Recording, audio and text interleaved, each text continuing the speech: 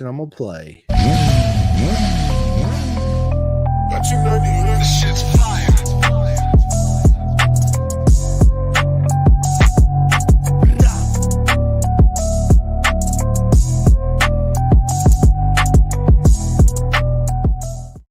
What is up, everybody? Welcome to another live Pin to Gas podcast on this Friday afternoon. And it's an absolute honor to sit down with my two good friends again, Andrew Gawer and Chris Maronian. What is up, fellas? What's up? Not much, man. How you guys doing today? Doing good. Better now. Better now, better huh? now. Better now that we're all off of work.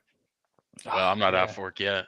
Oh, you're not. So you Chris so, never works, so he can't get off. Right, exactly. So you're on the clock doing this podcast. Yeah, don't tell my boss that. I won't. I think it's freaking absolutely awesome, man. That'd be everybody's dream, right? Be at work and podcast and still get paid to do it. Sign me up. Yeah, you guys hiring? Maybe soon.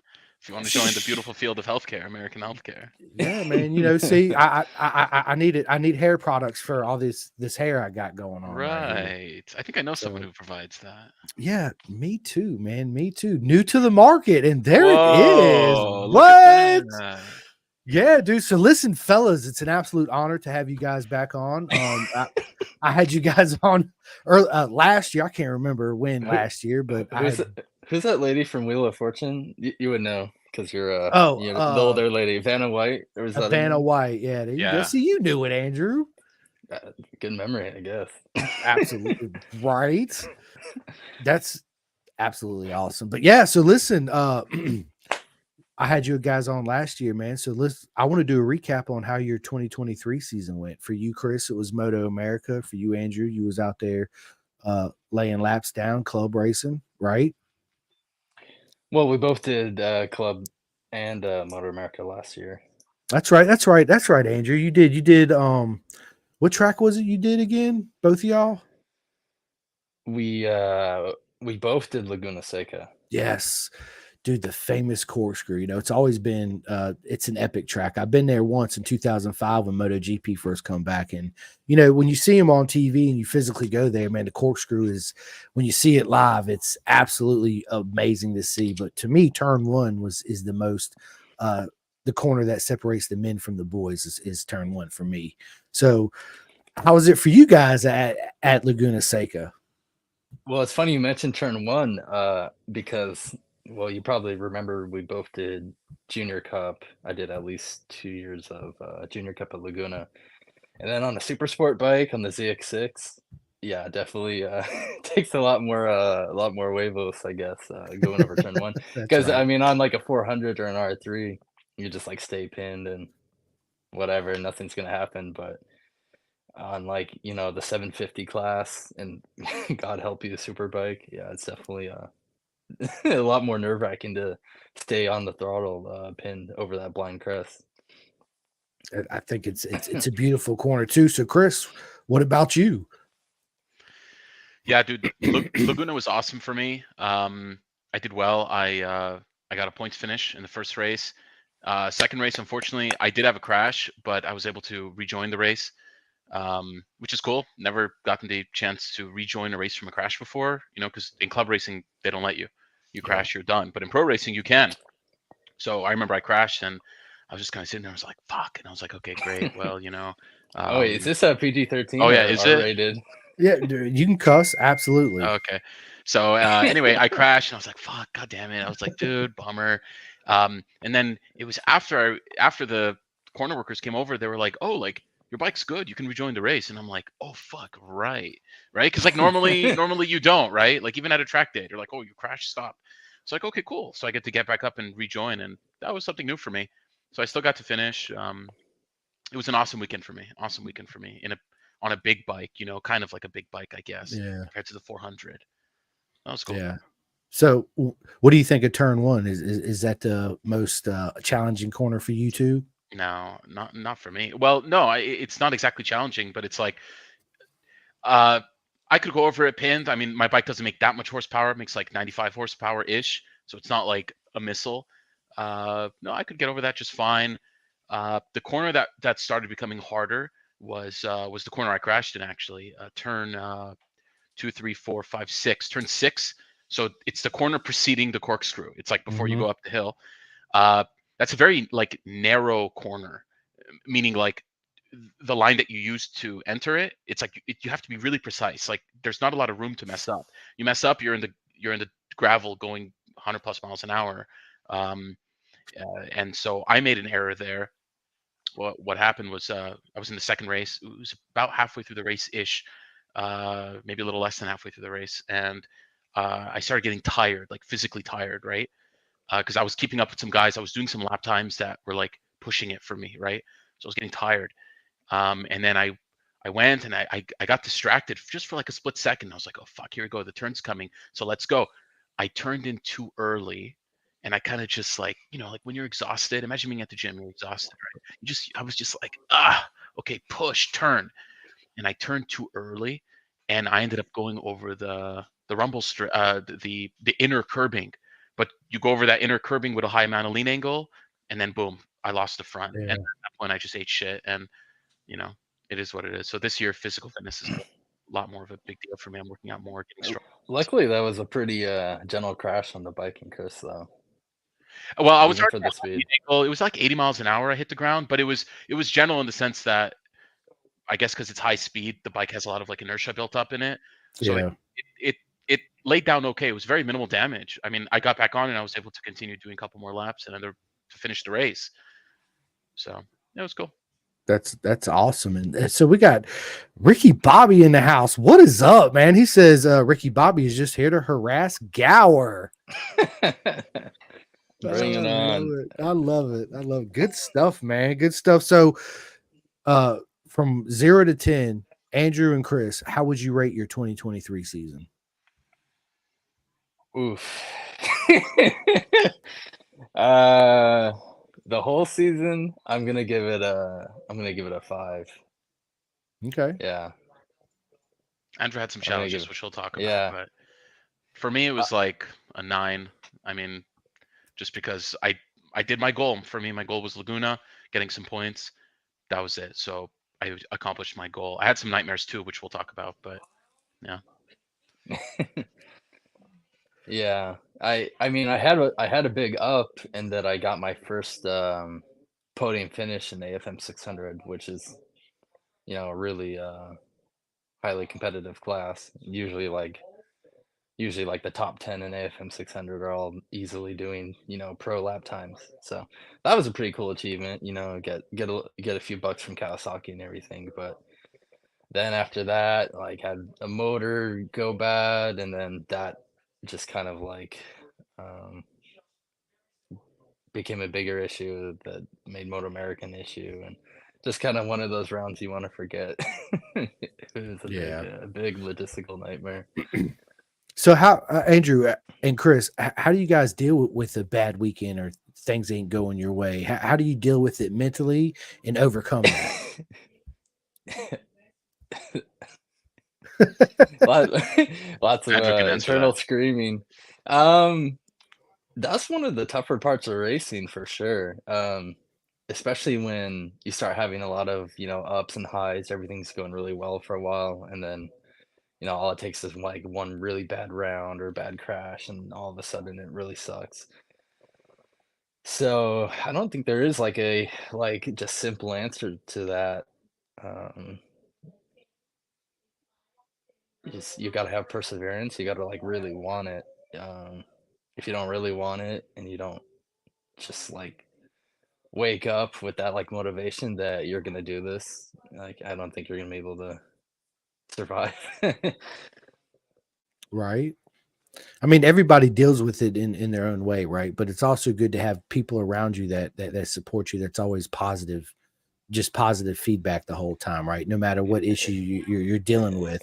That And that, that too. yeah. Yeah, not to cut you off, but yeah, No, having you're a good good. support network helps a lot. Like sometimes you can see these guys struggling at the track that are like basically there by themselves or maybe a couple of friends, but it really does help when you have people in the industry supporting you and people to mentor you. I think that helped me a lot, especially in my first like 4 or 5 years racing, having older people that were either retired from racing or had been doing it a long time. You know, even like my teammate Brandon Crawford, who's supposed to come back racing this year, but having guys like that to, you know, help you out, tell you the right things, give you some motivation, I think that helps a lot. You know, when sometimes you don't really have that intrinsic motivation, having a little bit of that external support network helps a lot, I think. Oh, for sure, 100%. And Chris, how do you deal with it? I'd say it depends on the type of failure, right? Like I had 2 weekends that almost went bad from motor failures last year. That sucks, right? Like you drive hours to Yeah. get to the track and then your ship blows up. Um, you Been know, there, done that was that. yeah, Been yeah, there, done yeah, that so many yeah. times. And I was there ready to like I was like, okay, great, yeah, my motor blew up, whatever. I guess this weekend's done. And I remember we were at dinner with Andrew was there and also Brian Bartlow was there. And he was like, dude, like, what the fuck are you doing? Both of them were saying that. They're like, what are you doing? Go home, get your other bike, come back. So cool. So I did that. Oh, I I had to do that remember that. twice. It was Yeah, annoying, but I had to do that twice. Chris was all depressed in his feelings, and I'm Well, like, yeah, well, dude, go get your bike. yeah. Uh, so, yeah, I mean, that's that, but that That's can be solved by, money, right? Like you get your shit Right. back, go spend money, get the engine ready for next time. For me, I had a fucked up builder who did my motor, um, and the guy made a mistake, cost me around, and then and then like immediately upon writing it again, it blew up again, and then he Oh didn't want to no. accept responsibility the second time. Totally gaslit me on all these different bullshit things. And anyway, long story short, uh, I actually took him to court, and I was able to get some money back for that build. And I did it not so much because I necessarily needed the money. I did it because like, fuck you, like you can't just sit there and gaslight me. A lot of nah. people in this We need sport. the money. Well, yeah. I mean, the money's important too, but I did it mainly just because like I couldn't handle that. I couldn't handle being treated like that. So I mean, so there's that. But I mean, if it's like every time I ride, I'm crashing myself into the ground and I keep blowing myself up, that's different. Maybe that's harder to bounce back from because then you really need to sit there and microanalyze like how am I riding? You can feel defeated time after time. Uh, so a lot of the things for me personally are like in my control, right? Like it was in my control to go to a shitty builder, so I'm no not to do that next time. It's in my control to show up to the track uh, prepared, so I have Yeah. everything not super well organized, but I have everything pretty organized now, so I can prevent myself from having a nightmare in the future. And yeah, Shout out to Keith in the chat. Yeah. Keith Kelly in the house, the man Gower himself. What's going on, boys? What is up, Keith? I actually talked to Keith the other day. Keith is awesome. And then Ricky Bobby. Ricky Bobby says Krispy Kreme for Andrew. Oh, that's hilarious. And then we got Darren Dennis. He says Mr. Gower. And then he also says engine builders never want to take the rap, right? I don't know if yeah, this is normal, but for me, it just says Facebook user for everyone. Oh, yeah. It well, says that for me too. yeah, well, it depends on where they're watching it. If they're watching it from Chris Simcoe's live or Pin to Gas live, that's why I got my phone popped up right here with all the comments so I could see Ah, their names when they pop in. And then Chris says, "What is with the Halloween special?" Listen, so I wore the wig on a couple podcasts ago. I went out the night before with a couple of my buddies, and they were like, "Dude, throw this wig on." So I was like, "Okay." And as soon as I put it on, they're like, "Bro, you got to wear that on the podcast." I was like, "Done." Right. So before me and Chris went live with Andrew, he had the hat on. I was like, "You know what? You wear the hat, I wear the wig." So here we are doing it again. Right. Yeah, I just think it's funny, man. It's just to be silly, right? It's good stuff, man. Good stuff. And then we got Tate in the house. What is up, Tate? 64 degrees. He says, "What's up, lads? Good Ooh, luck this year, Andrew and hey, thank Chris." you, Tate. tension on deck. There you go. for There you go. At for ease. our fearless hey Tate. Yeah, Tate, Yep. for everyone watching, if anyone's watching. There's a few. It's yeah, no, I'm just kidding. Tate's the owner of 64 Degree Racing, Yep. which is a really cool company. He's actually from Australia, so of course they love racing down there, and they have a good lineup of like base layers, motocross gear. The base layers really do help, and they're just a great value. I love some of these base layer brands are just so stupidly overpriced for what it is, and I think they really found that sweet spot of like value and quality. Nice. Yeah. So I actually talked to Tate too. Big shout out to him in 64 degrees. I have me a undersuit coming my way too. I can't wait to get it and throw it on and give it a test run. And yeah, can't wait, man. So Chris, do you wear 64 degrees too as well? I do not, but Tate, I do need to message you, so There we'll you get that. go. There That's it a is. notice. That's the way it works, right? Yeah. Good stuff, man. Good stuff. So listen, 2023, you guys rated yourself. What was the best part of 2023 for you, Chris, and for you, Andrew? When the mini tornado at Coda destroyed our pit and launched my brand new painted backup fairings off of a table like 20 feet away and gouged them. Um, what was Chris's favorite part?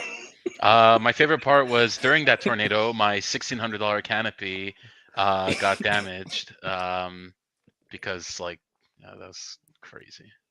And Yeah. then no wind the rest of the weekend. Just I'm the kind of one being minute we were facetious. gone in the bathroom, or like we were at tech, we were doing some shit. The 1 minute we're gone, like a category 6 shows up. That was No, it was crazy. insane. It was insane. Like I've never seen anything like that in my entire life. There was just like mini super strong tornado wind that came through just like one corner of the paddock. Of course, it was like the corner we were at. So our neighbors got a little bit of it. And then yeah, it was like ripping apart our canopy and sending things flying. It was like anything not tied down was flying. It was Yeah. insane. Um Yep. Now what was the actual best moment? Well, I'll let Chris go first. I was kind of being facetious. Best moment was, well, I mean I already said, for me it was Moto America, doing it, finishing the race, and then after the Saturday, which was actually a good call, because so it's 2 days at Laguna and then one race each day. So after I did the first race, I was like, dude, fuck yeah, like I I didn't think I would get that result. Like Junior Cup's one thing. I did worse in Junior Cup, relatively in terms of the result compared to people you beat. Um, and then, yeah, I did a good job, and I said, okay, team picture. So we took some pictures. I mean, thank God, right? Because then the next day I crashed, right? Like my suit looks like shit now. My bike's all messed up. So it was nice to get that good picture when everything was like beautiful looking.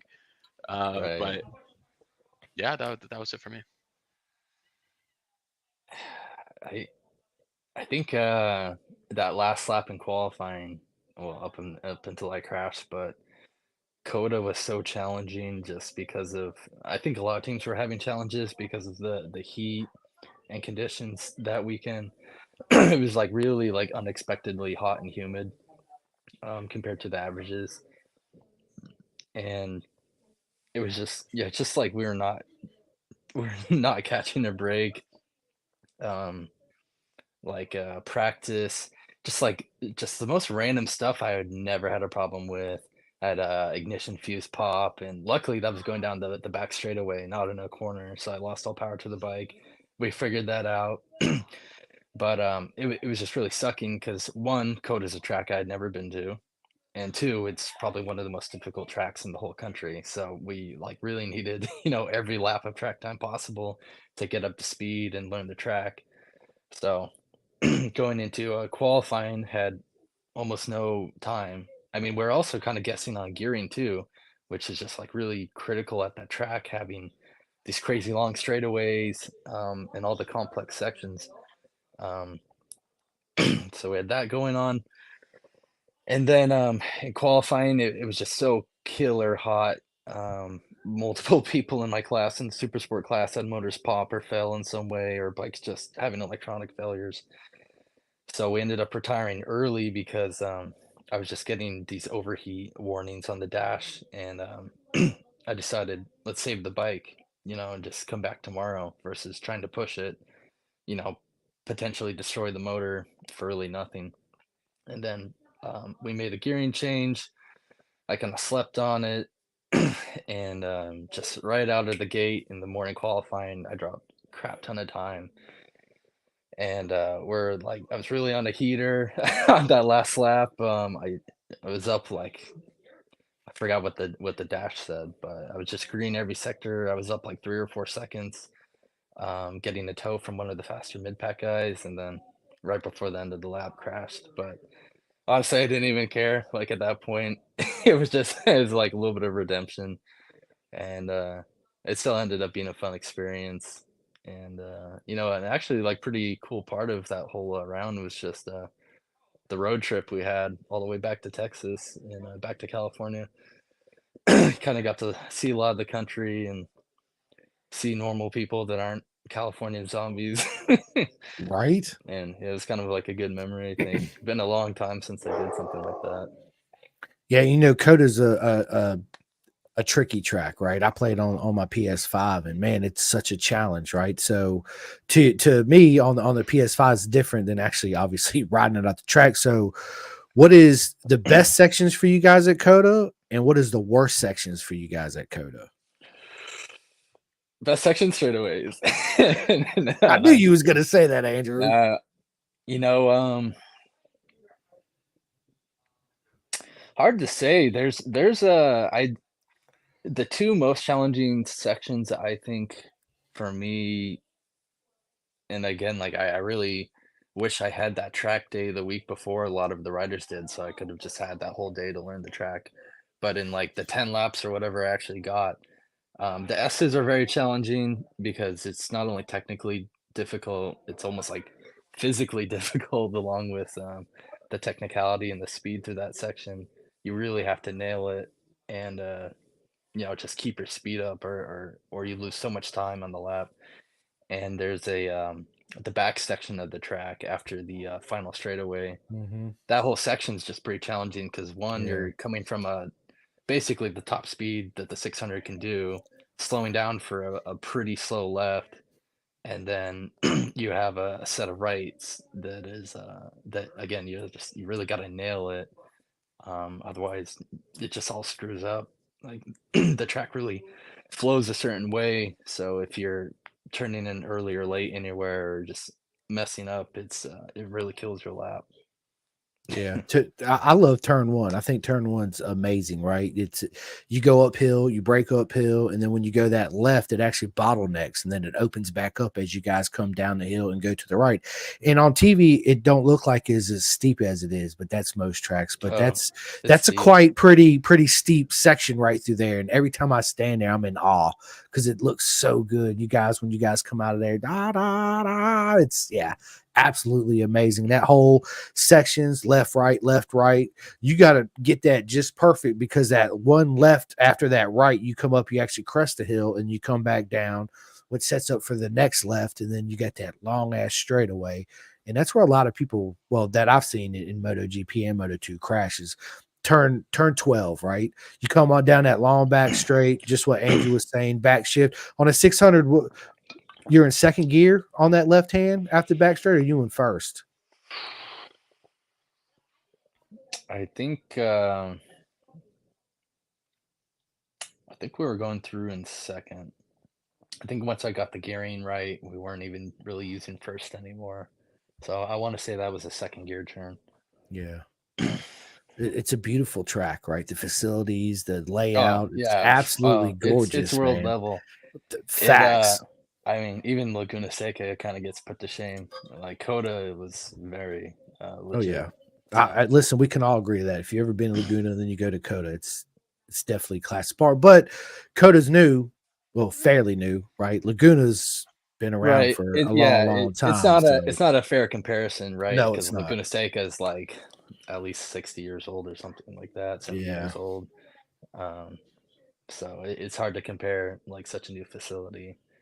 And I mean the weather's better better at Laguna for sure, and the whole Monterey area is pretty amazing, especially if you have the money to enjoy it.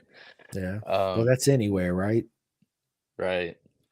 I will say Austin it was not as bad as Monterey, but Austin's awesome. You go down on 6th Street, you get the bands, the live bands, and the music, and dude, you catch all the riders down there too, hanging out. It's an absolute, it's a proper mega time for sure. So, Chris, to you, brother, man, what do you find the most challenging at Coda, and what is your favorite part of Coda? I've never ridden Coda, Oh, but I've done okay. it in the sim. I actually have a driving sim right back there. Oh, nice. And dude, it is a tough track. Even on the freaking sim, it's a tough track. Yeah. So this year, this September, I'm planning on going out there and doing twins. Because for those who don't know, 2024, there's no twins at Laguna. So Really? there's no twins at Laguna, and I don't believe there's twins at the Ridge either. I could be wrong on that, but Are they from going to what I understand, replace it they're with just other tracks? they're replacing it with baggers and hooligans, I guess. So yeah, no twins, which sucks because Yeah. doing Laguna Moto America is awesome. So I'm gonna go do it in September at Coda. Um, so yeah, that's gonna be freaking tough. It's gonna be hot. It's gonna be a nightmare. The hardest part for me is the S's. Even Yeah. in the driving sim, it's really hard to do. But on a motorcycle, you mess up one part of the S's, then that just compounds the error Yeah. down. So that's a good way to get boned. The So other thing, there's a lot of like features of the track that you don't really feel in the video game, especially imagine in the car. But there's some sections that have like these, pretty significant bumps. So I was learning that as I go. It was tough, like learning the track and learning the little features of the track while also trying to follow other people and think about your shifting points or braking points. It's a lot to all learn in 10 minutes or whatever you're doing. Um, but some of those bumps, you don't get that in the video game or really know it's there. And they're changing in real life. I'm sure it's already changed since the time we rode there. They're always trying to, like regrind the track and fix it and stuff. But there's some pretty significant braking bumps from the Formula One cars, and you could see people kind of changing their line in some parts of the track just because of those bumps that would like really upset the bike. Also, shout out to Nathan. Hey, how's it going, man? Oh yeah. Daniel, Nathan's get in on the the house. gas. Nathan's yep. Get on the gas. And then Ricky Bobby says front brake or rear brake. Front brake or rear brake? I mean, Yeah. rear both the only. brakes. Rear Rear only. only, Yeah. right? You don't need no brakes. Just let off the throttle and just wing it, baby. Coast in. Yeah. You be good. And then we got Steve in the house, dude. Steve says maybe it wasn't a tornado. Maybe you guys just suck. I'm kidding. Couldn't help myself. Good old Steve. Steve's awesome, man. And then Tough Daniel crowd. says, get on the gas, Gower. Shout out to Daniel. He let me ride his ZX6R at Barber at the Grand National Final. That was another Nice. kind of rough round that ended up working out because of that. But yeah, he's got a couple of pretty sweet setup ZX6s. Nice. So for everybody listening, who is on your team, Gower, and who is on your team, Chris? Like, who's your crew members? Who comes and help you guys out on the regular? Same people. Last year it was Chris Daniels, was kind of like our mechanic. Yep. Brian Edgington, Jordan Edgington, they were more like crew chief. Jordan was really there for data. He was doing an awesome job with data. I wasn't able to implement really his advice that well, but I can see the value. Yeah, Jordan's a On the genius, and radio, the radio is he's huge. Jordan's so good at that. he actually Just got a job, like a full-time job with a car racing team doing data. Nice. in IndyCar. Yeah, that's crazy, right? Yeah, that's He's nice. so Yeah. good at it. He's so good at it. So sadly, we're gonna lose him, I guess, this year because of that. That's And all you got, Steve. Steve would be your data guy. Yeah, come on, Steve. Well, if Steve can figure out how to turn on the computer, maybe he can do our data. And also, I can't forget Jason Hans, GPH suspension. Yes. Oh my God. Yeah, that's kind of the backbone of our crew at all the rounds, really. That's awesome. So you guys got familiar faces with you the whole year. It makes it easier to work with than changing all the time, right? Mm-hmm. Thanks, Daniel. Yeah, we'll need luck. May God help us. Right. And Steve says, as long as I have enough fingers to count, you're good. I love it, dude. I love it. So, what is your best moment to sum up your best moment from 2023? Very best moment? Your very best moment. There's got to be one that stands out in your mind. Be like, dude, I finally achieved that podium. Or, man, I didn't do the lap times I wanted, but that race was just so much fun, right? Like, I wish I could just go back and redo it again. There's got to be that moment. Man, what was the number one moment?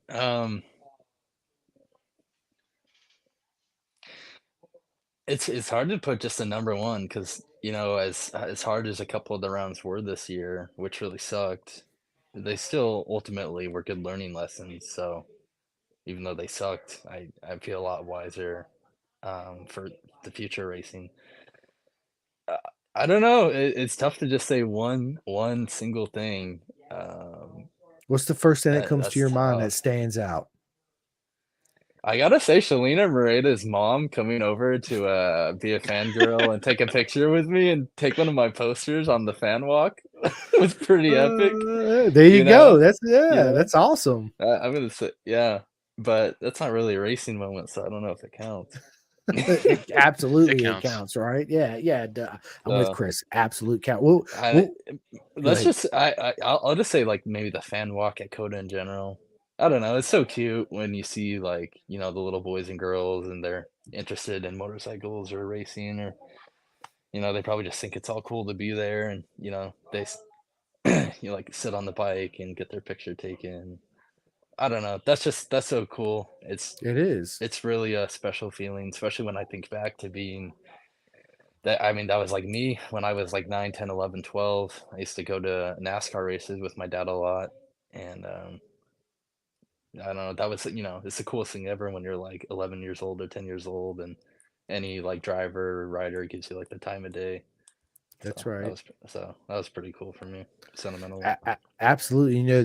Those kids too, they'll never forget that. And maybe one day they might be a future champ in the sport, right? I mean, you never know. And you might be asking them for their autograph one day. You don't know. I mean, you really don't. So I think it's brilliant, Absolutely. man. I love to see kids at the track. It brings me joy because we need more future. Those are the future of the sport, So Right. hopefully they will come along. But Chris, what about you, my man?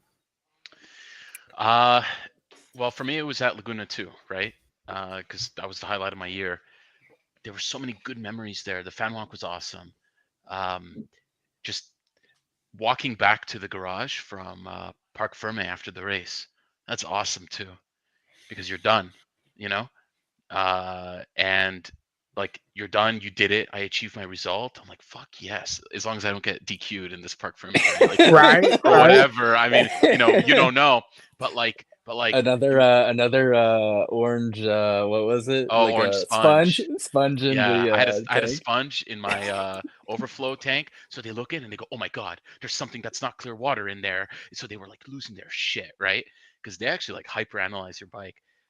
Anyway, it just ended up being just a sponge just to prevent it from sloshing. Long story short, uh, yeah, Parc Ferme is awesome because you pull in and you're in a little ring with all the people that you just competed with. And I was, both lucky enough and talented enough, it's both, to have beat a few people in that race. And I was like, dude, fuck yeah. Like I beat a couple other pro racers, right? I mean, call it what you want. Some naysayers will say X, Y, or Z about it, but that was awesome to me. And then just leaving my bike alone, Brian, Chris, they'll handle my bike. I'm gonna go sit down. It's time for my rest. And just that walk back like in my suit was so cool, and just feeling proud of myself, seeing like random fans.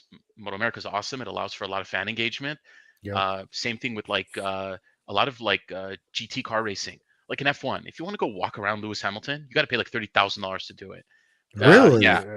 Well, Holy if you want to shit. have like a paddock pass where you can walk around like in the pits. So where we were walking around in Coda for freaking free, like, or not free, but like $70 for the weekend, $100 for the weekend at Moto America, you can go walk around next to the pits, right, of all the riders. Even MotoGP, we were just looking at that like 3 Yeah. days ago.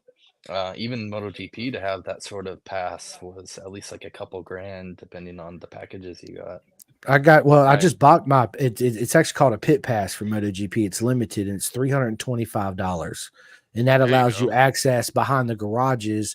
So they have the rider hospitality where everybody eats and all that, and then they cross the little street and it goes in the back of the garages. That allows me access back behind there, so I'm guaranteed to meet all the MotoGP, Moto2, Moto3 guys and mingle with them. How awesome is that for Dude, it's $325, dude? Dude, it's absolutely amazing, right? But what you're talking about, Andrew, is the VIP. So you get a VIP village too. But what that does is that allows you access above the garages, right, where they have meals and alcohol, and you can sit in the AC and watch the race up there. But yeah, to me, if you're going to go to MotoGP, you got to have the pit pass, because otherwise they have a fan walk and you get to walk in front of the garages, but it's nothing like Moto America, right? It's what I tell everybody, all my friends over there in Europe and on the other side of the world, right? Moto America does the best job at our open pit policy, meaning that you just pay your little $80 for the weekend, your $25 to park, and boom, you could basically, you walk up to Jake Gagne, his attack Yamaha, you're literally 5 feet away from touching this guy's bike, and all the mechanics running around like you're right there, right? You don't have to have a special pass. I don't have to know Chris to get a hot pit pass or whatever it is to get back there. But everywhere else, yeah, you got to have except for Cadwell Park. Cadwell Park, it's different because their pits are down there where the front straightaway is, but it's down at the bottom of the hill. Everybody pits on top of the hill, so that you actually got to cross the track just to get to the pits, right? So you being as a fan, you stand right there, and yeah, you're gonna meet everybody for sure. But that's what Moto America does, and I love that, right? Because us as fans, even you guys race, you see a famous racer, you're like, oh shit, look who it is. Yeah. I want to go get a picture. I want to go get an autograph, right? So in Moto America, that's easily accessible. At MotoGP, like I was saying, you get on that fan walk on the front straightaway, and yeah, Jack Miller, he usually comes out there. He's pretty good. He'll come out there. And there's a couple others, but it's brief second, and you got 5,000 people trying to crowd, and they only let you do it for like 20 minutes. So imagine that. They open it up, it's a floodgate of people. They got people walking behind you with a gate, right? And then they stop, and the next thing you know, they're pushing you back out of the thing. So it's, yeah, man. Yeah, it's a good value for what you get. We'll see what happens with Liberty Media buying MotoGP. But if you think about it, like what it costs for the Moto America weekend, all in parking, etc., it's pretty cheap. Like you can barely get a ticket to like a hockey game or a football. Probably not. I have no idea what NFL tickets cost anymore, but even some of the cheaper baseball games, you're still going to be, easily spending like 50, 60, 80, $150, if you want any sort of decent seat. And that's just to be there for a few hours and go home. Yeah. No, yeah. And listen, I always wanted to go to F1 race, right? But I seen the tickets. I was like, holy shit, you gotta be fucking kidding me right now, right? So as you were saying, yes, my only fear with F1, the Liberty taking over, is that, man, I just don't want the tickets to go up a lot more. I think the show's going to stay the same. I hear a lot of people talking, oh, they're going to mess this up. They're going to listen. I highly doubt they are, right? MotoGP's in a good spot now. Yes, it does need to be improved, right? But I doubt Liberty's going to come in there and throw a whole fucking monkey wrench in the program and just fuck it up. But what I can see realistically doing is, instead of the $90 for the weekend, it might be $250 for the weekend, right? Because they might bring more of a show than what MotoGP's actually bringing around the circus, right? Nobody knows. It really don't. It's just rumors right now. It's a double-edged sword either way you look at it, right? But at the end of the day, man, I think it could be nothing but good for the sport, because growth is good. You see how many people, especially with Drive to Survive, how many fans fucking F1 got from that shit, right? And then MotoGP had their own bullshit version. Yes, it was absolute garbage, right? It was fucking horrible. I couldn't get past the first episode. Dude, that's what I'm saying, right? So imagine them coming in and making a Drive to Survive with MotoGP. That would be Ride to Survive, right? Or whatever they want to call it. It'd be absolutely amazing. So tell me, since we're on this, Chris, what are your thoughts on Liberty, and you too as well, Andrew? Andrew and I have actually talked about this a lot, and the same reason why I watch more F1 than I do motorcycle racing, which is crazy considering I'm a motorcycle racer, is because Liberty Media has done such a good job. Is it going to raise the prices of tickets? Probably, but honestly, it's worth it because we like motorcycle racing is like dying. The clubs are dying. Look at California club racing. I don't know about other states, but look at California club racing. It's like going down the drain. We need more of that. Oh, you're in that. Hi. Well, what's up? Look, Rossi, tell everybody hi. Hi. Hi. She's a lot more. She's a lot angrier when it's not her dad. Did you have a good day, bud? Mhm. All right. You gonna go play the Oculus? I was. There's a new Yeah. update in my game. There's a new update. I have money. I know. Let me get done with this. I know. All right. I wish I could see the name of the people commenting because it just says Facebook user for most of them. So I don't even know who's talking. Open it in Facebook. Man, can I just tell you one thing, Dad? Yes, you can tell me. This hang gliders. It's like Fortnite. You can glide around. Oh, that's cool. They made this one map. The map was horrible, and then now it's just better. Awesome. So we just got a lesson in Fortnite, y'all. No, not Fortnite, bro. Oh, Gorilla Tag. All right. Hey, take Cruz with you.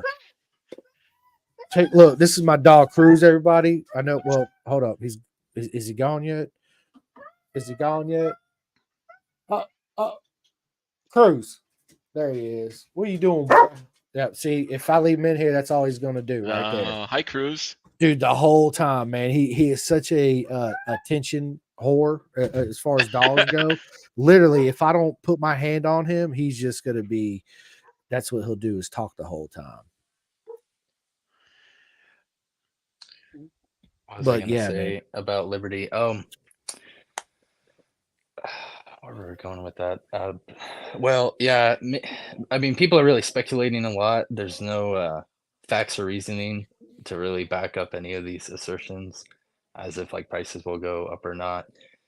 I think supply and demand is gonna, and like market factors will always, be true.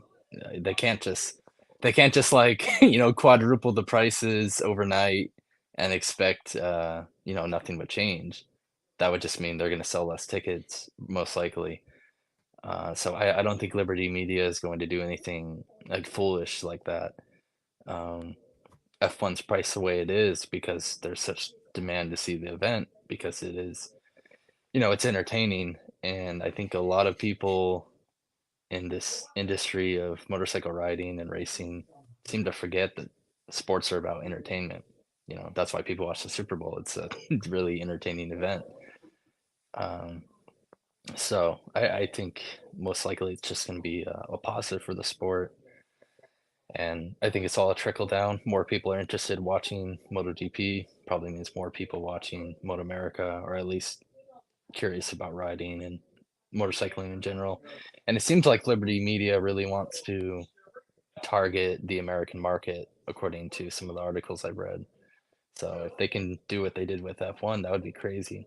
Because I mean, I'm even watching F1. I remember watching F1 a little bit when I was like a kid, like 12, 13, 14, and it really, really nosedived in the United States in the like mid 2000s. I think like everyone stopped watching it. Even when I lived in the South, like no one was watching Formula One. They were watching NASCAR or like AMA Superbike. That was about it. Or IndyCar. So the fact that they've been able to make it so popular with people in our age group, kind of like that 18 to 35 market is pretty impressive, I think. And you can see it. I'm not sure about the older crowd, but with social media, Facebook, Instagram, TikTok, there's so many people in our age group that are talking about F1. I see people, people know who Lewis Hamilton is. They know who Max Verstappen is. I see people wearing like Red Bull and Mercedes and McLaren hats and shirts and hoodies, just out in public, walking around on the street. So I really don't understand this negative backlash with Liberty Media because they've kind of done the impossible with Formula One. Yeah. No, I agree, man. So let me ask you guys this: who's your Formula One team and who's your driver? Oh, I'll let Chris go first. As far as the team, I really appreciate Red Bull because they've just done an amazing job. They're the winners for a reason. They've done an awesome awesome job just nailing freaking everything, right? Their cars are reliable, their drivers are good. My favorite driver is actually Alex Albon. I really like Alex Albon. Yeah. Max Verstappen, yeah, I know he's going to win and he's a god tier in so many ways, but I really like Alex Albon. I think he's very talented. I think he's really smart and he has a really good way of uh, communicating his kind of mental state to an audience. Yeah. There's another really good podcast out there. It's called the High Performance Podcast. Yep. If you go on YouTube, you'll see it. But like all these amazing people have been on that podcast, and like you can tell some of them are good at doing interviews, and some suck at doing interviews. And he's a really Yeah. good one to listen to.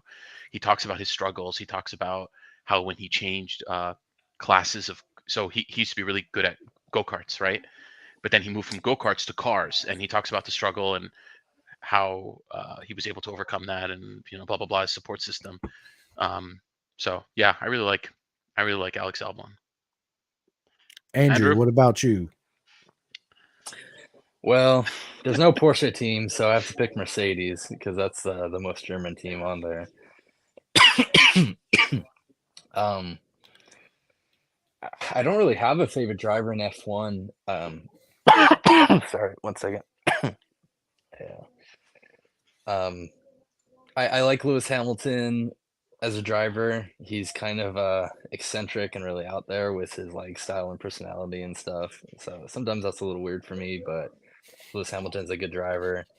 I don't know. I guess I watched it a little bit more casually. Like I like to watch all the highlights. I watch some of the races, and I watch a lot of like the drivers' content. But I'm not like really a big fanboy for anyone other than I guess Mercedes. I really like listening to guys like Fernando Alonso talk, just because they're such amazing and experienced drivers. Um, yeah, no, I really really like Alonso. He's funny, and I really like the racers from kind of his generation, the guys that right now are in like their 40s. Just they're just a little bit more savage and a little bit less filtered than some of this newer newer generation. Yeah. Um, it's kind of hilarious for me. Yeah. I love their little politics they have. Yeah, it is, man. And I watch F1. I don't watch it as much as I used to. So, of course, when Schumacher was dominating, right? How could you not turn on the TV and watch Schumacher? Because he was absolutely amazing. But then I fell out of it because F1 just turned to absolute utter shit, right? Let's just be honest. With Drive to Survive come out, but I've always been, man, a Ricardo fan, Daniel Ricciardo, man. I ain't gonna lie, I was a huge Daniel Ricciardo fan. Dude, Red Bull is absolutely my team. I like them and McLaren because I love the orange and the black and the grays. Man, that thing looks so fucking good, right? As far as McLaren as far as today goes, man. Yeah, my team would be Red Bull, but I like Lando Norris. That's my dude in F1. I really like Lando. So He's a good driver. Oh, dude, he's awesome. As if any of them are bad in F1. Right. Oh, is it him? Yeah. It's like when the guys say that, I don't know, someone in MotoGP or whatever is like a garbage rider, and it's so ridiculous. I think we've talked about that stuff before, but hilarious anytime some random guy or whatever talks about how bad some like professional driver or rider is. Meanwhile, they're the ones on the track on TV, riding at the top 0.01% of the sport. So, okay, whatever. No, yeah, I mean it's definitely it's since Drive to Survive, the sport's definitely caught a lot more attention, and people tune in and watch it, right? Even F1, like F1, you can buy the full season F1 on the app. You download, it's like $80 a year. It's fairly cheap to watch. It is. It's the commentating kind of gets boring in a way, because if you're new to the sport and you listen to them, you have no fucking idea what they're talking about. You're just like, I have no idea what they're even talking about, and then that's something that F1 also does very well. They put out these videos on like their TikTok, their YouTube channel that really break down the sport and put it in like a lot of terms that kind of just I guess normies or just average people, for lack of a better term, can really understand. Where like even myself, sometimes I'm getting confused watching MotoGP, and like I don't know what these guys are, what's going on with their bikes, and and the technology. So I think F1 does a really good job, especially with Drive to Survive. It's almost a little too basic sometimes. You'll see people complain that they're, saying really obvious things, like Danica Patrick in the the most recent season. She's like, "Yeah, it's really hard to drive the car when your wrists are broken." Yeah. Like Like, okay, really? obviously, but Right. the show is just, it's designed to hit that kind of like really broad target general market. So whoever is doing their marketing and their writing is just really on it. Let's see. Also, Ben Lee says Art and Senna. Well, okay, Yeah. if we're allowed to pick any driver, then I'm going to say Kimi Räikkönen. But I thought we were only allowed to pick Yeah. the current Now you drivers. can do whoever. Yeah, I mean that's yeah. But yeah, dude, Aaron Cindy was absolute the man too, right? Back in dude, they're all legends that race those cars, man. They so fast. I mean, you watch the first. I love the first person view where they show the cockpit and you're like, holy shit. To me, it looks like the camera's in fast forward, right? And then, Oh dude, yeah, yeah, it's like a dude, video game. bro, It they doesn't seem real. absolutely. So, do you guys watch NASCAR at all? I don't. Absolutely not.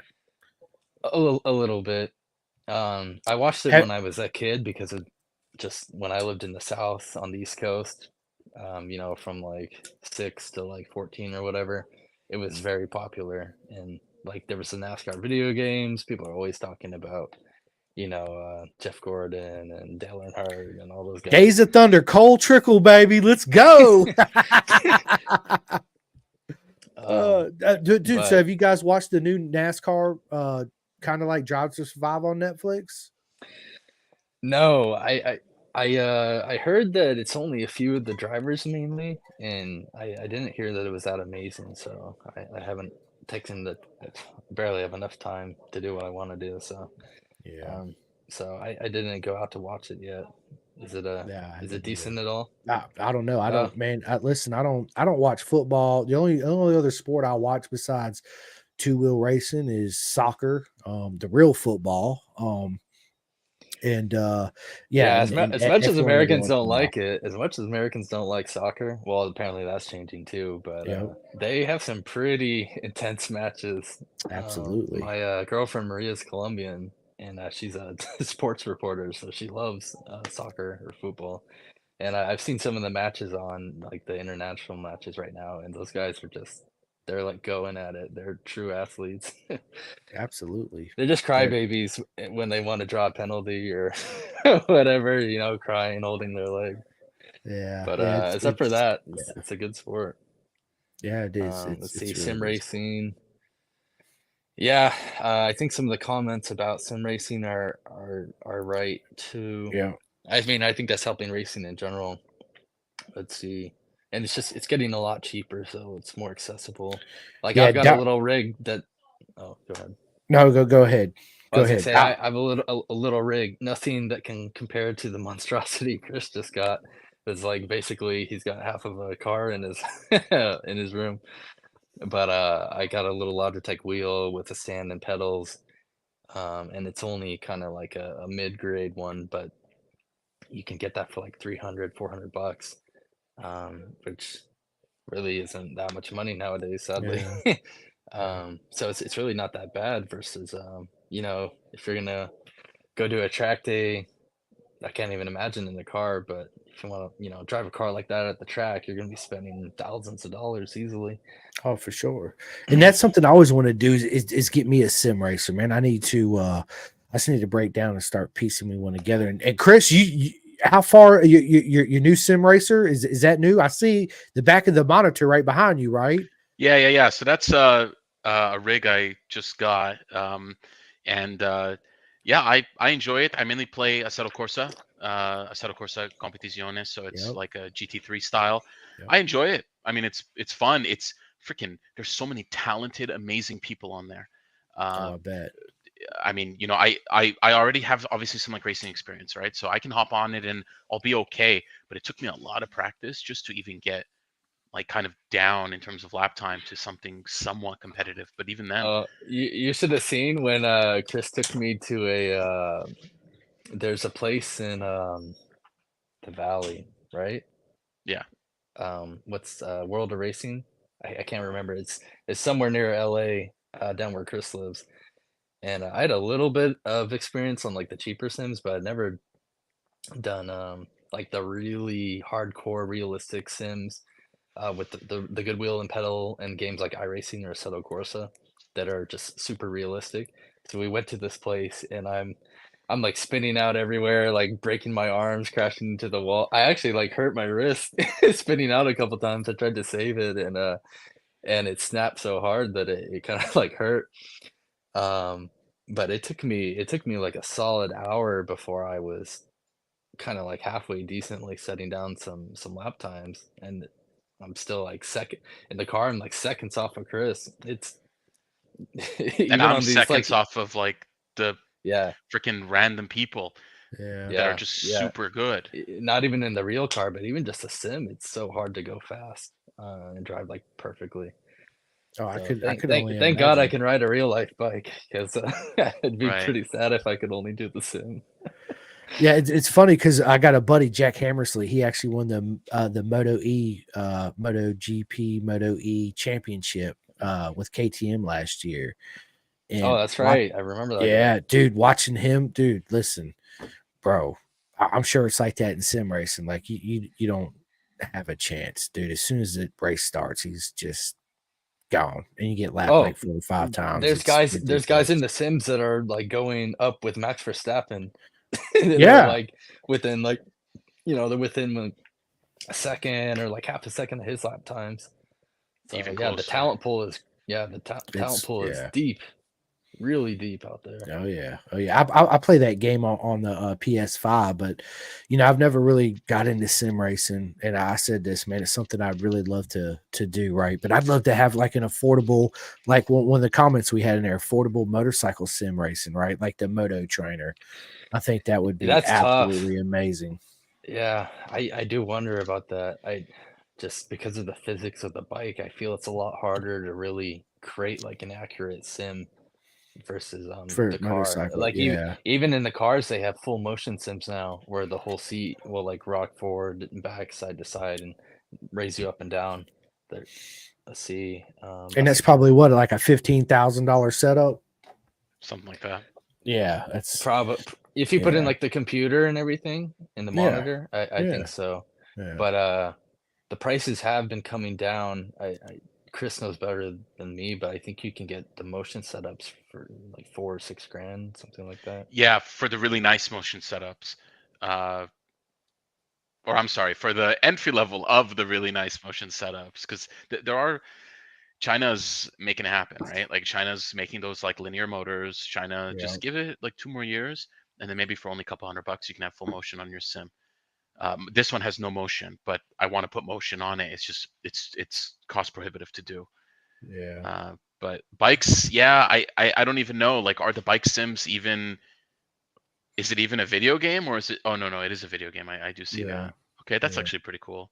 But I feel like the car is a more realistic representation of reality. The car Yeah. sims, they've had more development. Everything in cars has had more development. Like Of course. MotoGP 2024, they're like, oh, we're putting a wing on the bike. It's like, okay, but cars have had that for like 20 years just because the money's not there to Yeah. develop to that high level.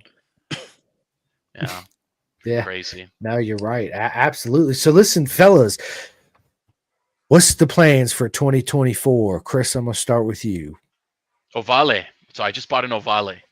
And I want to go this weekend, probably not tomorrow because I have someone coming over to the home tomorrow, but Sunday, going to the track. Next weekend, back at the track again. Just got an Ovale to do the kart track with. Some pretty good guys down here. Apex Adams kart tracks Yep. here in SoCal. They're pretty Yep. popular. So that's a plan for me, doing that. I've been working out a lot more. Still too heavy, but I've been getting stronger at least. So the plan is kind of, well, it's to start kind of cutting now, a little more cut, but cut and then riding training on the Ovale. Yeah, we've Dude, been so on a 5-year permabulk. Yeah. Right. Yeah, I'm I always hear you on bulking, that. you know what I mean? Yeah, I'm always losing weight. What are you talking about? Yeah, I'm slow progress, man. Slow progress. So the Ovale, man, it's something that I've always wanted to ride one. I assume you got the 190. Yeah, I got the 190 race, so it comes with Oh like yeah, suspension he went and all slipper out. clutch and stuff. I mean, I figured it was worth it. Plus, allegedly, if you don't get the slipper clutch, the transmissions break. Oh yeah, Because despite them makes being sense. ovale, they're actually Yeah. like pieces of garbage apparently. But Yeah. I mean, I don't know. I haven't even ridden mine yet. I just unboxed it. I haven't even ridden it. So Right. let me Yeah. ask you this: how much did you pay for your Ovale? I mean, I'm curious. I'll just for the Yeah. You can go on Ovale USA. It's on the website. It's okay. It's 6,500 for the base model. But with the suspension, which I need, and with the slipper clutch, and a couple extra little goodies, it's closer to 8,500. But I mean, 8,500 for like a fully set up, like top tier race bike with like You can't be the same brand suspension pretty much you get on your road race bike with the EVR. It has an EVR slipper clutch. Like what? yeah. So I feel like it's worth it given you know what it is. Like my twins Oh bike yeah, has for cost me sure. like four Yeah. times how much to build. Well, let me ask you this, Chris. Just for me, I'm curious because I've seen one in real life, but it's kind of been at a distance. I've never been up close to one, right? So I'm 6 foot, 205 pounds, right? So is that going to be like super hard for me to get on? I'm like 5'10", 5'11" on a good day, and I weigh like 220 pounds. I mean, I'm like super obese. I'm a certified beast, but Morbidly obese. so get this. The first race I ever did in my life was on an ovale. It was at the kart track. I had never raced before, but it was on an ovale, what's called GP0, which was their Yep. first generation. Yep. This bike that I got is the GP2. They made the bike larger. So meaning if I can do it on the GP0, you can for sure do it on a GP2. They made the wheels bigger and they made they stretched out like the frame. So it's better for adults now. Nice. Yeah. Go look on Valentino Rossi's Instagram. He just the other day he was training on an ovale. Yeah. It's on his Insta. Yeah, I've seen it. Yeah. I'm excited. Sure. I'm excited for you, man. Yeah, you got to send me some pictures of that when we get Oh, I off here, will. I man. will. I'm excited to This see weekend. it, dude. Yeah, dude. That's so. Chris, when you ordered that, did it show up to your house and you're like, yes, it's here, or did you go to a dealership and pick it up? From what I understand, no dealers carry it, but the distributor for it in the USA, he's located down here. He's located in San Diego. Okay. So I just went to his warehouse in my van and I picked it up. Nice. I just picked it up in the crate, took it home, got it basically set up, and yeah, I'm excited to ride it again. Haven't ridden it yet, but I'm excited. That's awesome. That's awesome. So Andrew, so hold up before I go to Andrew, Chris, 2024. Are you just you're obviously you're gonna do Moto America again, right? That's the main goal for 2024 is September Coda. So Okay. that's going to require some preparation more so Yeah. than Laguna last year. To get ready for it, I'm going to do some club racing, right? So I'm going to do AFM racing, maybe some CRA, but just a lot of kart track because it's affordable. It's lower risk. You crash there, you don't die really. So that's the plan for me personally. Right on. So Andrew, what about you? What's the plans for 2024? Plans for 2024, we're looking at most likely the full season at AFM. We'll have to see about that round that's really close to Moto America at Laguna. And then the Moto America Super Sport rounds at Laguna and Coda. So we're figuring that out.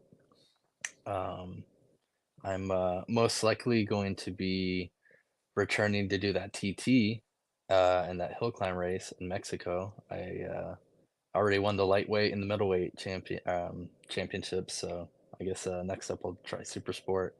I'm probably going to bring Ducati 899. I recently got a 2015 Ducati 899 Panigale. That's just kind of a little beast. So we're gonna get that set up this year. I'm thinking of maybe doing a couple of the 750 races in AFM with it to kind of get used to it. It's kind of cool to be able to race a Ducati. That's Yep. not something I thought I was ever gonna do or say that I'd do.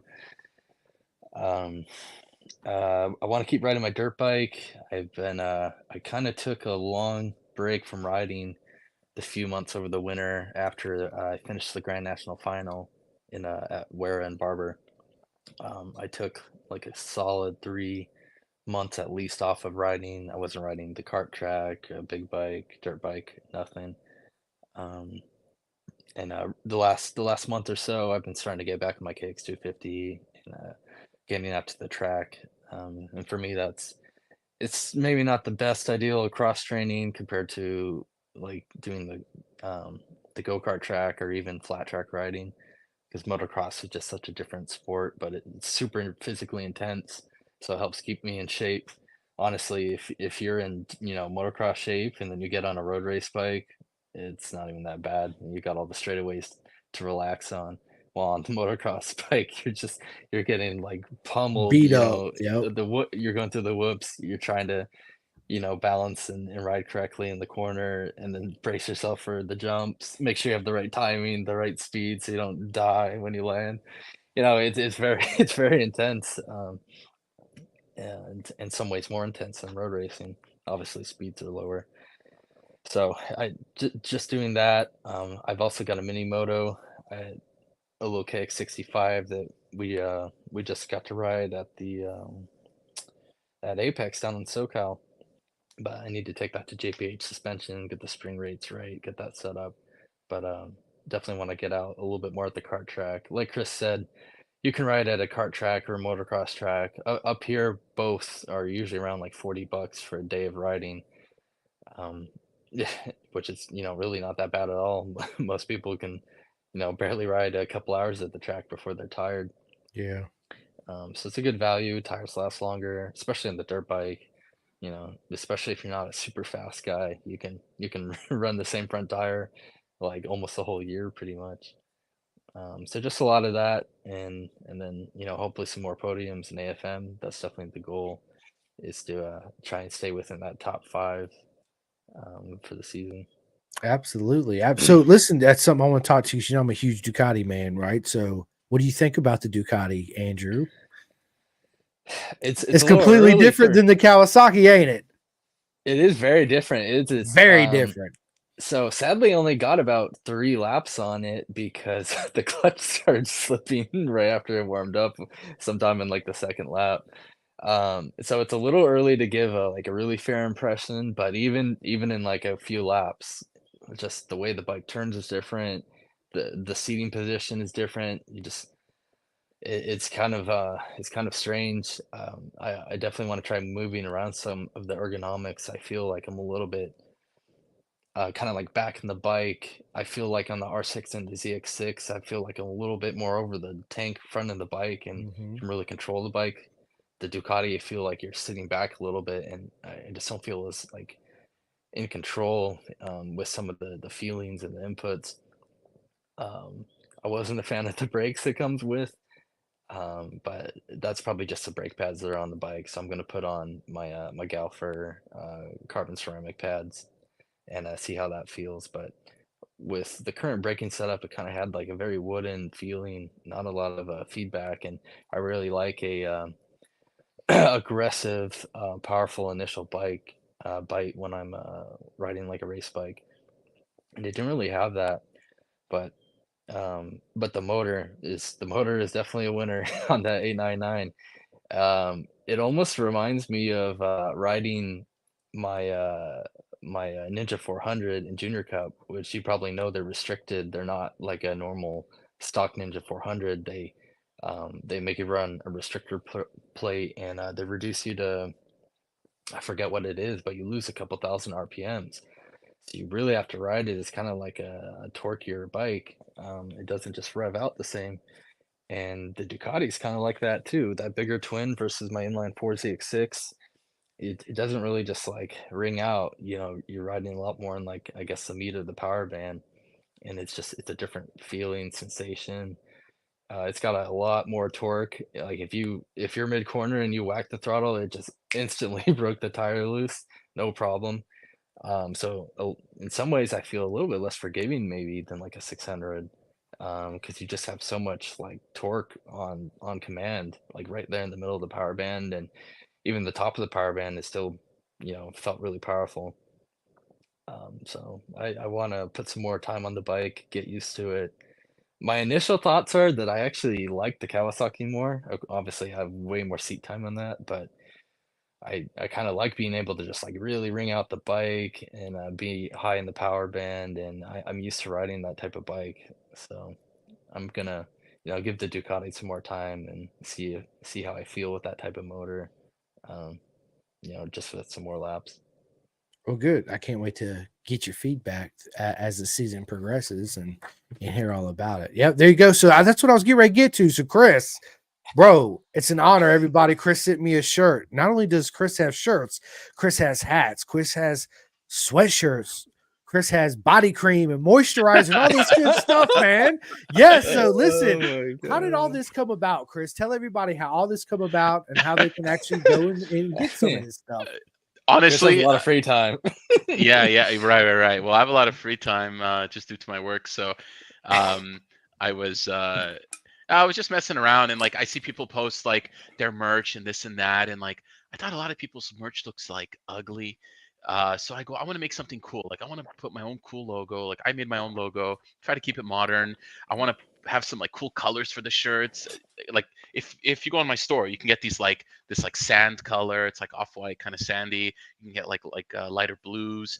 I have some stuff that actually looks okay. I'm actually wearing one of the hoodies now. You know, they're just like, I like it, and I made some for my family. Trying to take a play out of like those like LA influencers. Where the fuck my hat go? Oh, here it is. So this is something that I came up with because like, well, the top is That's like ugly. the I'm Lewis gonna change Hamilton that. hat. But yeah, it's kind of like look at Lewis Hamilton. He wears stuff like this. You know, he can rock it. So I just made a bunch of stuff, and it's all like Shopify basically. So you can just sit there and you can put your logo on whatever you want. You design the product however you want, and And they drop ship it. they drop ship it, and it's print on demand. So I don't need to have all this stuff in stock. Like if someone wants it, they want it, they can order it. So therefore I can have a huge variety of products. It's hilarious. Like I have my like I have like I have beard oil, like face serum, like it's all hilarious, but I did it really for fun. I mean, the kimono, the Japanese kimono. dress. I have a Japanese kimono, so you go to I seen sauna. that. I have shorts. I have workout shorts. I have sweatpants, which actually I just unboxed them earlier. So tomorrow morning I'm gonna go work out with my sweatpants. I put like this logo like in the waistband. So if you pull it up, so it's white sweats, but when you pull it up, it's got like CM420, CM420, CM420. Just for fun, really. More than anything, you know, I do this for fun. I don't do it. I don't do it for money. I have like zero markup on all the items. I make like $1 if you buy like something, so it's like nothing. Just do it for fun. Yeah. And you set all that up through Shopify? It's actually a website called Printify, but Printify. you can. There's many companies that do it. It's called Print on Demand. That's a type of service it's called. And yeah, I have my hilarious freaking just stuff, like just dumb stuff, but for fun. I love it. Loving the comments. The fashionista. The Yeah. fashionista. Yeah, that's Mike Canfield is in the house. Oh, Mike Canfield. Hey. Yes. Oh, Mike Canfield. Yes. Yes. Absolute legend. Yes, Mike- he is. At that track day at Carter's, yeah, we just did a 2-day track day weekend. We didn't even talk about that. But we were both super rusty. I like forgot how to ride a motorcycle apparently, up until like the end of Sunday. But I got a one-on-one private lesson with the man himself, Mike Canfield, on changing out a fork spring. So that was pretty cool. Absolutely. Absolutely it is. Yeah. So listen, fellas, dude, we're an hour and 13 minutes and this already. It's gone by like super quick, Yeah. right? Oh, So yeah. listen, have you guys been keeping up with MotoGP or World Superbike at all? Vaguely. Pedro Costa. That's all I know. Yeah, Baby yeah, Jesus. yeah. I've been watching the MotoGP. Even though I usually like watching World Superbike more, I haven't seen any of the races this year. Not even really the highlights. But No? apparently, Razgatlioglu, I can never Top say Rack? his name right. Yeah, Top Rack. Top Rack. Apparently he's on BMW and doing super well. I saw Garrett Gerloff post about like his bike won, but he wasn't the rider, which Yeah. is pretty funny actually. But other than that, and then I guess Rhea's been riding the struggle bus on the Yamaha. I don't think he's doing that well. I mean, he's probably still in like top 7 or something, but you know, that sucks now. He hadn't finished you in know? the top 10 yet. Oh, okay. Well, yeah, he sucks. Not He don't kidding, suck. but- Come on, Andrew. He's a freaking 6-time champ. God damn it, he's a fucking beast, dude. Yeah. I was being facetious again. No, I but, know. yeah. You know, Yeah, when I it's like, first heard the news, go ahead. Sorry. Oh, I was just gonna say, yeah, just open any like Instagram or Facebook comment section, and it's like the guy finished 12th, whatever in the world, and they're like, oh yeah, he sucks. Logan Yeah. Sargent, he sucks. Right. Yeah. No, you're right. Absolutely, you are. It's yeah, man. It's at first when I heard the news, I was like, man, I think Top Rack might struggle a little bit more than Johnny Ray, you know, switching manufacturers. But then when I really started to think about it, I was like, I think maybe Johnny Ray's going to have the issue more than Top Rack, right? Look at Andrew. Put it on, Andrew. Let's see how it is. Yeah, buddy. Nice. My skin. Oh, I'm burning. I'm on fire. Poison. It's the poison I sent him. Right? The arsenic and lead just makes my skin glow. Bro, dude, ancient orange. Oh, I hope not. Yeah, maybe I can get some more VA disability rating now from all the burn pits. That's hilarious.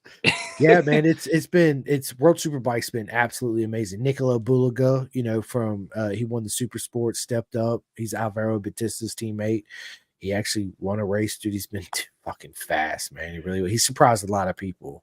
That's a class I never hear about, the World Super Sport and like subclass, the 600 class. I don't hear anyone, at least in America, like talk about those races. The Super Sport and World Super. Yeah, I got a buddy that races in that. Luke Power. Big shout out to Luke Power. Oh yeah. Yeah. I think I follow him, or we're friends on Instagram or something like that. Yep. Luke, he rode Kawasaki last year, and he's on MV Agusta this year. Oh wow, I didn't even know MV Agusta had like anyone riding their bikes. Well, listen, you guys need to go to worldsuperbike.com, goddammit, and catch up on this shit, man. I have the video pass for MotoGP and World Superbike. Dude, what are you doing? I don't know. What are you doing, bro? Yeah, right. Watching F1 is what I'm doing. That's hilarious. He said, Darren says Andrew busting butter in his face with Moran's face sauce. No, I love it, dude. That was great, bro. Darren, That's that was funny. absolute awesome. Who said that? Dude. Darren Dennis. Darren Dennis. Oh, sorry. Darren Dennis. That's funny. I'm sorry. Dude, Shout I'm out to bad. Darren. Dude, I'm bad spelling names and I'm bad like pronouncing names. So if I said it wrong, I apologize. Well, you say Maronian better than the Moto America announcer did when they when they went through the they always do the grid before they start the race.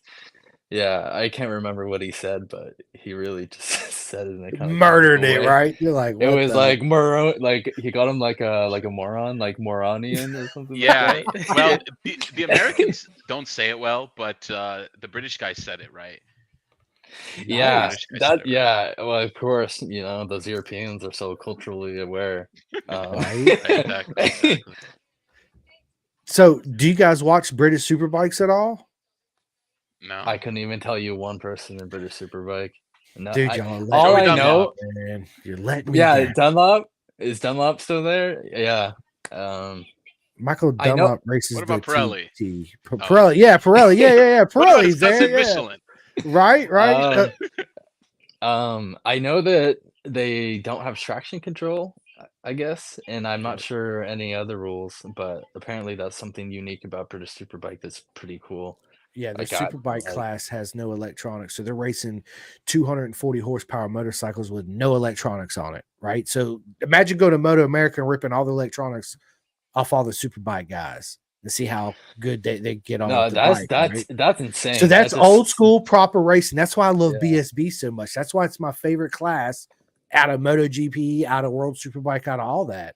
That's But why. they still have, I'm assuming, quick shifter and then auto blip downshift. On Yeah. those bikes. Yeah. Okay. Yeah. Well, I was just curious because you said Yeah. all electronics, and I Well, know the bikes have what so I many mean A's is, on them yes, yeah, they do, but it's very, very, very, very basic. Nothing like Moto America, nothing like anywhere else. All right. It's absolutely amazing, man. But listen, another cool thing about it is you can watch it for free.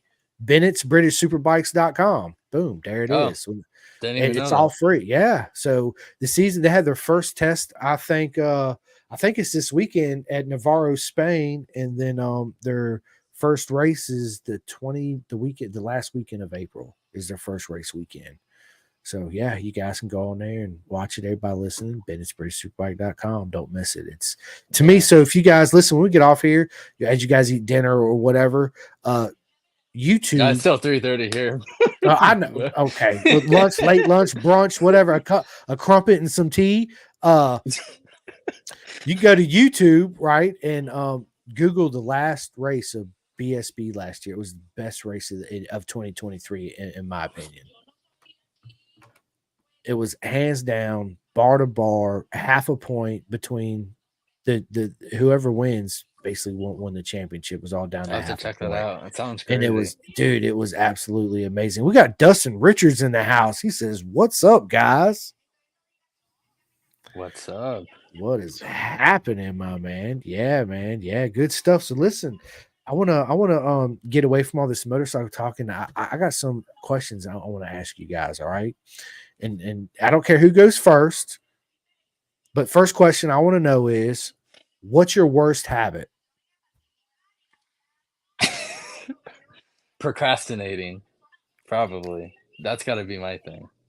Ever since like elementary school, I've been procrastinator. Ever since I come in this world, I'm procrastinator. I was always a kid that would like not do much of my homework, and I like wouldn't study at all, and then I would just like read the chapter or whatever in like 1 minute, and then get like a perfect A on the test. So I never really had great like study habits. I think the military helped a lot, but I've always been a procrastinator. I mean, even the report I was writing today, I finished like 15 minutes before we started the podcast. I know you was late, right? And look, freaking Steve even said Andrew got it right for sure. Yeah, I'm sure Steve says that. So Chris, what's your worst habit?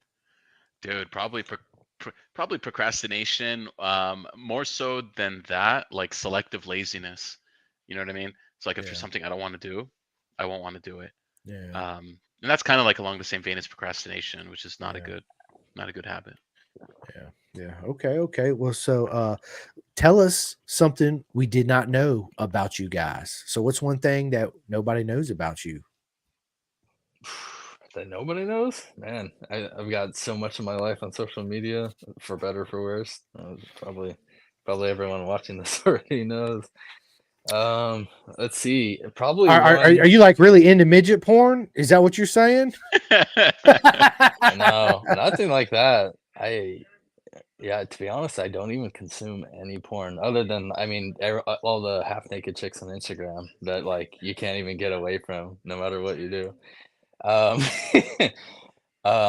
Well, probably not a lot of people know that I did interrogations in Guantanamo Bay, Cuba, back during Operation Enduring Freedom. Yeah, I worked with a lot of pretty interesting people. Probably no one knows that I worked at the Office of Naval Intelligence. I don't really talk to anyone about that in the racing world. So there's something. Perfect. And Chris, tell us something we don't know about you. I do something scarier and better funded than the military. Medicare. Yeah. I don't post like about my work on social media that much, aside from LinkedIn, which is like professional social media. Yeah. But even then, I don't really post. But yeah, I do public healthcare, and a lot of people don't know, and I'll say it on the podcast for the 6 people watching or whatever it is. The U.S. spends over $1.4 trillion a year on publicly funded healthcare. So anyone gives you the bullshit that we don't have, like, oh, we don't have healthcare, or like, look at our military, like ISIS is going to find out why we don't have healthcare. They're already finding out. Like, we do have healthcare, and we spend freaking over $1 trillion a year on it. No one seems to know that. So that's my little How did buddy do that interrogation secret stuff in the military? Yeah, man. Yeah. So my buddy Eddie says no wig today. Eddie K is in the house. What is up, buddy? So yeah, I had to put this on for my buddy Eddie because this is the one I actually wore it with him on. So yeah, man. There you go. This is just for you, buddy. Just for you, my man. So let me ask you this. So any track day in the world. And at this track day, you guys can invite 3 racers, any racers in the world, dead or alive. What 3 racers are you bringing to your track day? Are they only motorcycle racers? Or are they any racer of like any type of Any sport? racer, any race. You can bring Fernando Alonso, whoever you want. What 3 are you bringing to the track day? I'm bringing Dale Earnhardt Sr., the Intimidator. So probably no one will survive the track day. I'm gonna bring. Phew, that's a tough one. Probably Valentino Rossi, just because he's The basically GOAT, like the goat of the like GOAT. motorcycle Grand Prix racing. Absolutely. And that's a tough one. I think I want to bring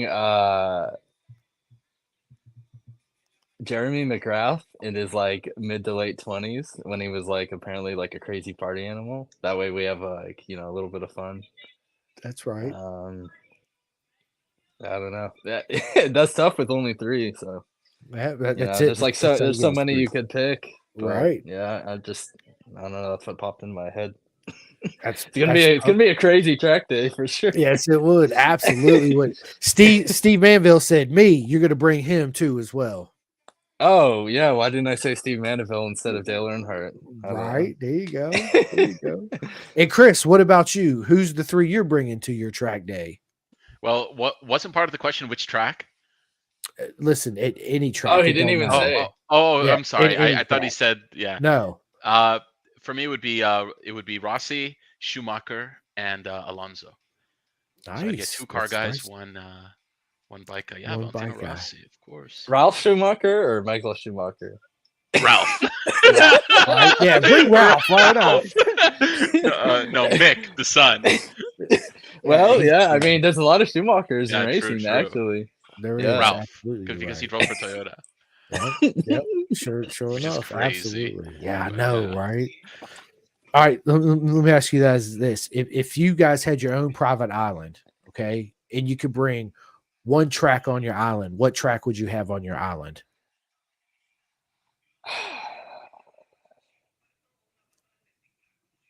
What track would we bring? Okay. Do the facilities matter, or is it only the surface of the track? Dude, listen, if you're bringing goddamn Coda, then you're bringing the facilities of Coda too, right? So it's got to be one track. What track are you having on your island? That's tough. Before Maybe you Valencia? But before you answer, my man Eddie Oh. K says Gilliman, which is Gilly Man, absolute legend. Stoner and Kenny Roberts. What a lineup. What a lineup for a track day. But yeah, so man. yeah, buddy. Legend, Absolutely. yeah. Absolute legend. That was a good one. Man, that's tough. You know Dustin what? Richards I says changed my your answer. okay, go ahead. Oh. Dustin Richards, real quick, says your own island. Haha, I'd bring Road Atlanta or Laguna Seca. I'm gonna pick Sonoma Raceway, with a theoretical like perfect pavement. Actually, Right. I think that Sears Point, Sonoma, and Finion, whatever you want to call it, it's been like all of those in my lifetime.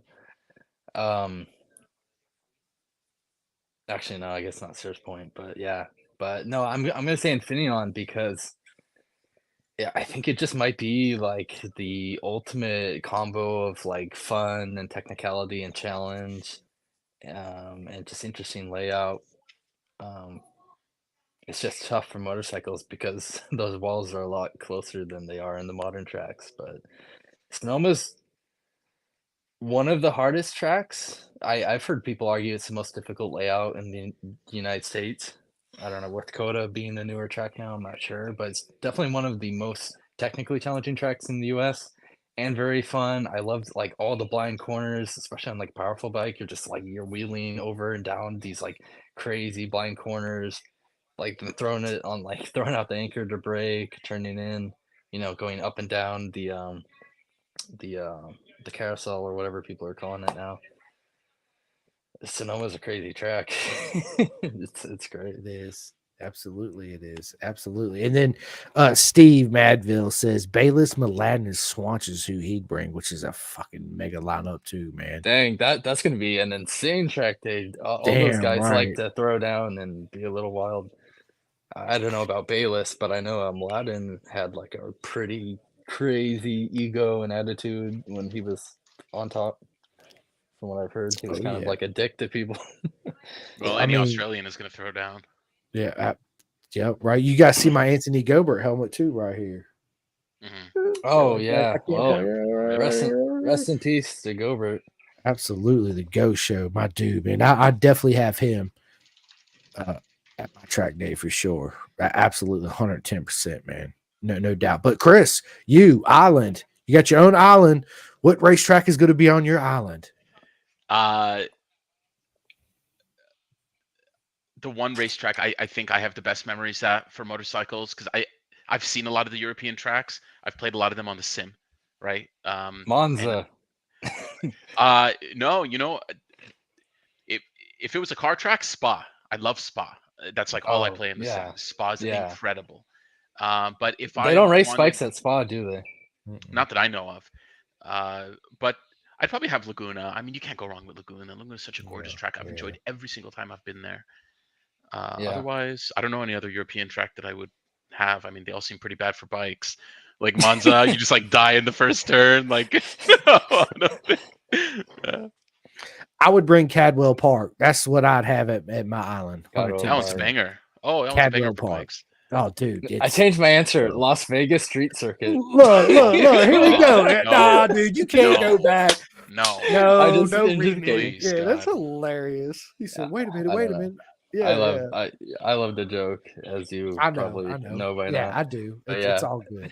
Well, He said, "I take my answer back." Hold up, Queen with Latifah. all that's the who I'm pothole bringing. covers not welded down too, so Right. So you hit one and just Dude, died. that shit was crazy when I seen it happen. I was like, "Oh shit!"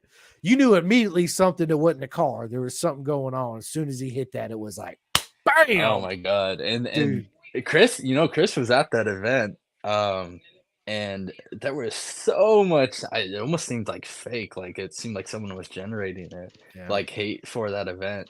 But yeah, everyone that was actually there, or like most of the people watching it, they all loved it. Chris had like Chris didn't even go for the race. He just went for some of the first parts of the event, and it was like apparently amazing. The race was too expensive, so I literally watched practice and qualifying, and then went home because I only live 4 hours from Vegas, and then I watched the race the next night, which is like comedy, by the way. But Yeah, it was good, dude. It was a freaking great race. It was so sick to see it in person, it was. and what an awesome freaking event, dude.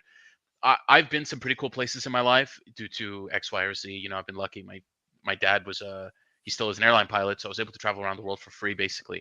I've been to Mine Mykonos, too. I've been to Ibiza, like these party capitals of the world. Yep. And I'll tell you, the F1 event was so freaking fun. Like the ambiance was so cool because the cars only drive for like 2 hours. They had no Yeah. supporting classes, so no, like, if they weren't driving, there's nothing happening on the track. But you just had so much fun just in like the fairgrounds. That was amazing. So I'm excited they do that for motorcycle racing too. Yeah, for sure. Right. So let me ask you this: F1, like, can you just buy a ticket for practice and qualifying, Yeah. and not just the race day? Yeah. Yeah, Yeah, and those are pretty like expensive MotoGP. too, right? Yeah, it was still like $400 per person. And I Holy took my shit! No, dude, it was a lot of money. The race was like But- $1,500. But I do Holy- believe those are the scalp price and not the true original Right. ticket price. Right, that is true. Okay, That is yeah. Okay, So I don't fully know how it works, but basically from what I understand is when they put the tickets out, they're like all gone in seconds because of like bots and stuff, like buying all the tickets, and then they just get resold on like another marketplace. Yeah, I don't know, Ticketmaster or whatever. So apparently that's part of why the tickets are so expensive. But that Yeah. also shows you the demand is there, and there's people with money. Like there's a lot of people out there with money, and facts. especially living in California. Every time I go to LA or some parts of the Bay Area, like, you're really reminded that there's quite a lot of people out there with really serious money, and they'll spend it. Yeah. So Oh, in a for heartbeat. for some of these people to take their family and spend, like 10 grand or whatever. $10,000. Yeah. Yeah, Right. yeah. Listen, if I'm spending Go that do a type of hypo. money, you know where I'm going. If I'm spending that type of money, take a guess where I'm going. If I'm spending that type of money, I don't know, red light district, Amsterdam. dude, absolutely. I'm buying every hooker in the goddamn place too. Right now, I'm going.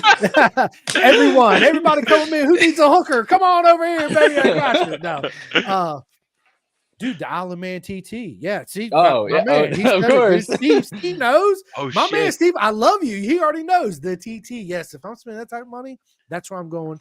2 weeks of the most beautiful Wow. racing that's ever been on the planet. Right? I'm a huge fan Well, of the TT.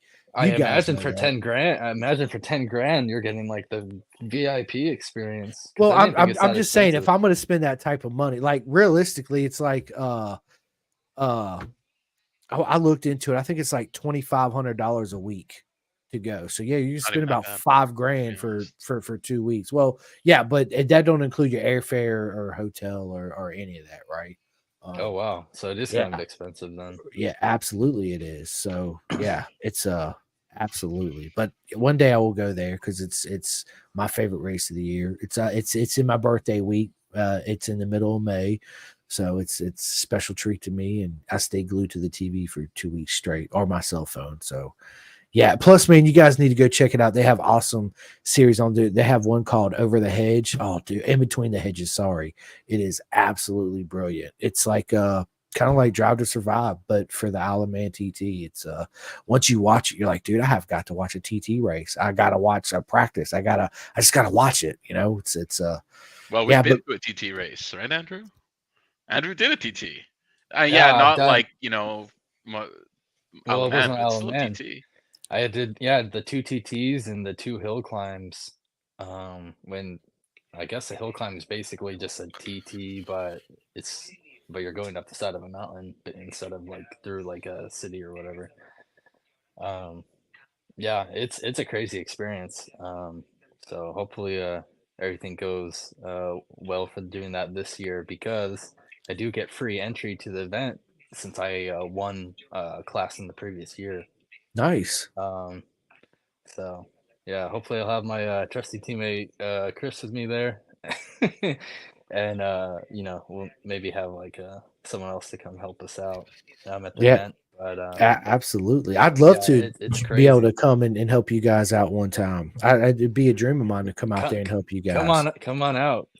It's not too hard for us to get there, especially for Chris. But even from Northern California, um, the TT is only like 20 minutes or so outside of Tecate, which is pretty close to the U.S. border. You know, So it's just like a drive down there, like a 1 or 2 day drive. Pretty accessible, and that's crazy that people come from like Europe you know. and I think they had like Canadians, people coming all the way from like New York, Oh just yeah. all the way to do this TT, and it's a pretty pretty fun event. And I like that the TTs are almost a little bit more relaxed. I'm sure at Isle of Man it's probably not as relaxed, but compared to just like all the stress of doing something like Moto America, where you're on such a tight schedule and everything just has to be perfect, Yeah. and you know people are sometimes not as friendly because of just the professional environment. Whereas I feel like at the TTs and like races like a hill climb, people are just a little bit more like friendly and relaxed. It's a cool environment. Oh yeah. And I plus, they're in couldn't imagine. Mexico, so the food is Right. just crazy. Oh my Plenty of god, the food is margaritas great. and senoritas to go around. Oh yeah. For sure.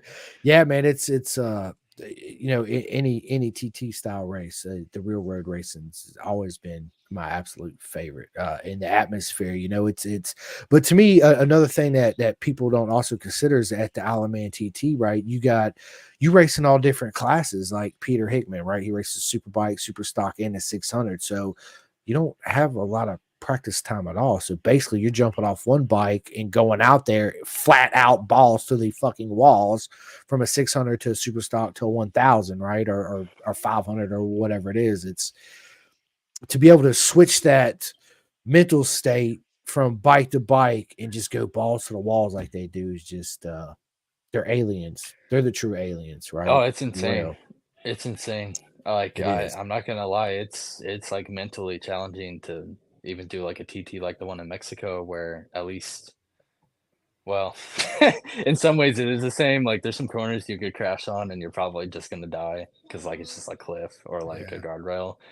But at least it's not through the thing that gets me that feel would make me not do the Isle of Man TT is just how they have like the stone walls and the buildings just so close.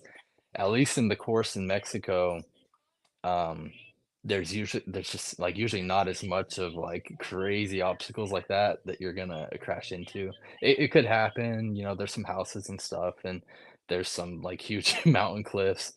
But the fact that they're just going that fast on like a 1000 and you know they're like an inch away kissing the wall as they're like exiting the turns and coming into some of the sections. I don't know, like so much respect It's for them.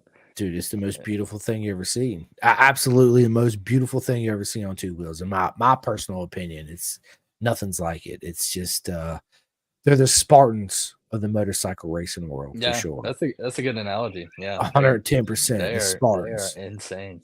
Yep. They Like Spartans, what do you do? Oh, yeah, absolutely. Them guys are absolute legends. And to me, like Dustin Richards says, the sidecar, right? The sidecar racing to me is not the guy driving it, but the monkey sitting in the side is the most lunatic person there is in the world in any form of racing, right? They're not right. It's dude, they're so awesome. So if Chris and I were gonna do sidecar racing, who would be the driver and who would be the monkey? In my opinion, you would be the monkey, Andrew, and Chris would be the driver. For sure. Okay. I'll accept that. 110%. 100%. And Steve says Guy Martin is one of my heroes. Yeah, dude. Oh Guy my Martin's god, an yeah. absolute Yeah. legend, dude. Listen, you guys need to go out. So I have another question, right? We'll just touch on books real quick. I'm a big audiobook guy, right? So I listen to a lot of audiobooks. I listen to every audiobook Guy Martin has. And he's got a bunch of them. They're absolutely awesome. But the best road racing audiobook I've ever heard, listened to, and I'm not taking away nothing from Hickey or Michael Dunlop or John McGinnis or any of those because they're all absolutely fucking shaky burn, phenomenal books. But John Hopkins, he lays it all on the line. Like he's like, I'm in the bathroom smoking a joint and then going jumping on my MotoGP bike racing, right? And I was like, holy shit. That's what I loved about his book so much. He was honest and open the whole time, didn't leave nothing. Like Nikki Hayden says, I'm all in. This is it. This is my story. Like it or leave it, didn't leave nothing out. So for you guys, what audiobook, if you listen to audiobooks, are you currently listening to now?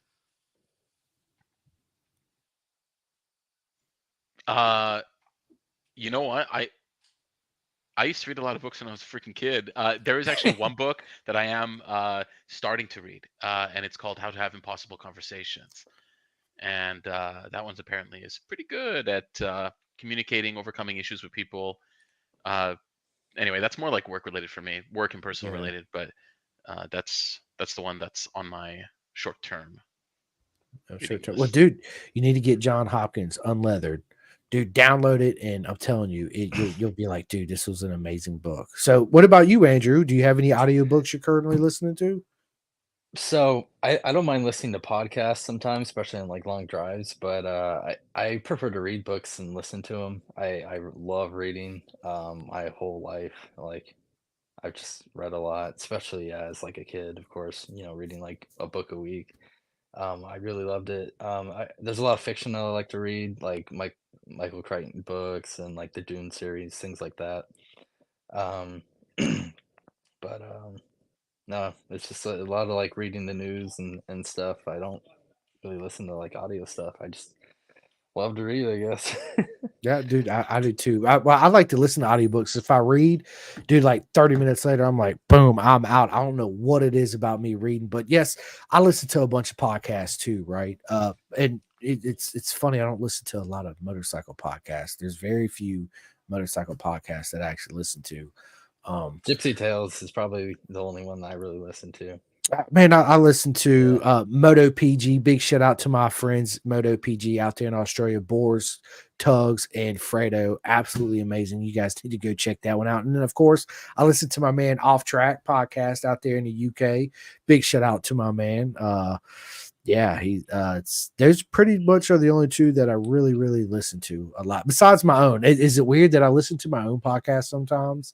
I do. I don't think so. I do. I'll don't go think back and it I is listen to weird. it. I'm like, you know what? I'm gonna listen to this, and it's just It's yeah. like a I have a good musician. time with it. It's like a musician listening to their tracks. It's Yeah. natural. I like. I can't see who wrote this. Chris would be the monkey. More ballast. Yeah. Darren. Oh, I thought that was gonna be a Steve Mandeville comment. No, it was Steve. Sorry, Steve did say that. Chris would be the monkey, more balanced, dude. That's awesome.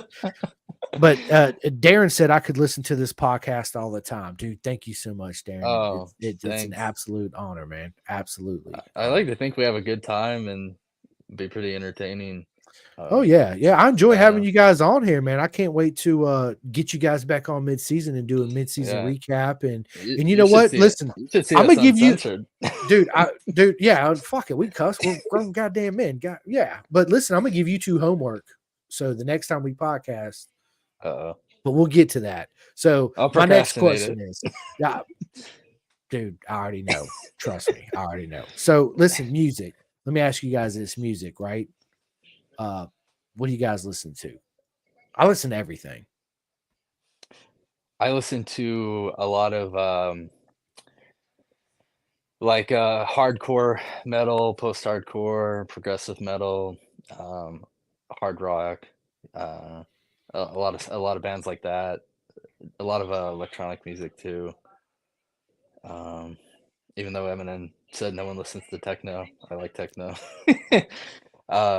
So yeah, bands like August Burns Red, Under Oath, Dream Theater, Bullet for My Valentine, Avenged Sevenfold, a lot of Breaking Benjamin, of course, a lot of like those more classic hard rock bands. Yeah, a lot of classic. Yeah. Classic, Me too. as in like 10 years ago. But then I go further back than that. The Eagles and all that, they're classics for sure. Oh yeah. I actually play guitar. That's probably another thing that a lot of people know. But a lot of those like classic 60s, 70s, and even like early 80s bands really influenced a lot of like the metal bands that I listen to now, for sure. That's right. And Chris, what about you? Really like Mongolian throat singing is pretty good. No, I'm just fucking with you. Oh, dude, no. I actually do know a guy who like unironically listens to that, and he's like really serious about it. Well, I'm gonna say the same generic thing, right? Like I listen to everything. Just depends on how I feel. Like when we were going to Coda, we were listening to like Three Doors Down. We were listening to Breaking Benjamin, and that's shit that I normally wouldn't listen to, right? Like if you talked to me 1, 2, 3 years ago. So my tastes change over time. Lately, I've been listening to a lot of Kanye. So like I'm at the gym, Kanye, so fucking cool. I really like Kanye West. I can't stand Kanye. I like him. I think his music's great. I think his music's great. Yeah, I'm with Simcoe on this one. I don't get down with Kanye at all. Absolutely not. As soon as I hear him coming on in music, I stop it and skip it. I mean, garbage, straight garbage. I disagree. No, you're good. You're good. This is this thing about us being humans. You like it. I don't, but it's good. I still love you. It's all good. It's Yeah, personally, I think if you listen to a lot of his newer music's a little more kind of like but his older stuff, the lyrics are freaking good. Like they're sharp, smart lyrics. I think compared to others in his industry, right? Meaning in his category of music. Yeah. So that I listen to a lot of like electronic music, but it just depends on how I'm feeling. I don't know. Yeah, me too. Andrew loves Fall Out Boy. Yeah, a lot of I don't know. Nowadays that like mid to late 2000s like kind of like pop punk and like alternative rock and like emo music. Yeah, I do still listen to some of that stuff sometimes. Fall Out Boy I was never a huge fan, but they definitely have a couple classic bangers. I remember learning a couple of their songs on guitar when I was like 16. That's awesome. So. Let me ask you this: Star Wars or Star Trek? Oh, Star Wars. Not even like close. Star Trek. Okay, hold up. It's What- okay to be wrong, Chris. Listen. I'm Star Wars myself, not Star Trek. But Chris, what Star Trek character are you going to be? What Star Trek character am I going to be? Yeah, what character would you play in Star Trek?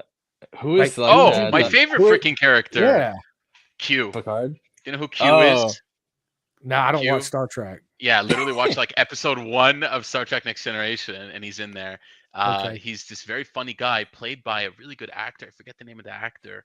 But he was in like Breaking Bad. He was in like a couple episodes. Okay. Yeah. Talented, awesome actor. Yep. Q is this like he's kind of like a jester, you know, like he's very like lighthearted, but he's an omnipotent being in Star Trek.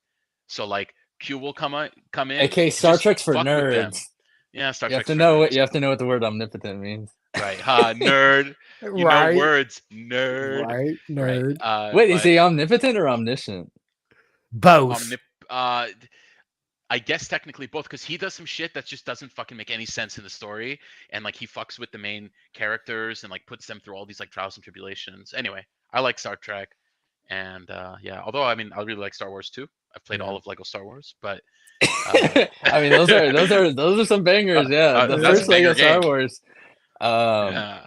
I will say, like, you could argue which of like the TV media is better, but as far as like video games, Star Wars has like that sure. completely There's like dominated. no Star Trek stuff basically. No. Yeah, there's like hundreds of Star Wars games and some pretty good classics.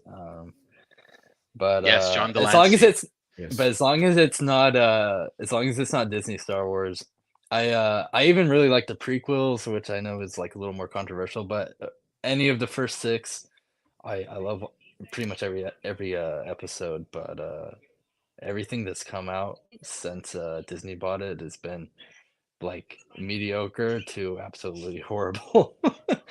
I like The Mandalorian. I thought that was really good. The Mandalorian was good. That was The good. Mandalorian was okay. Ahsoka was I decent. did enjoy.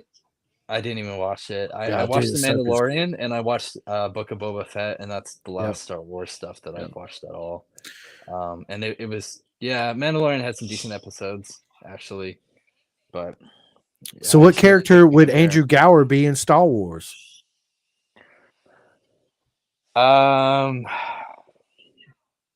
R2D2. No, just kidding. Well, I guess I got to be Anakin, right? Be the guy that brings the balance to the Force.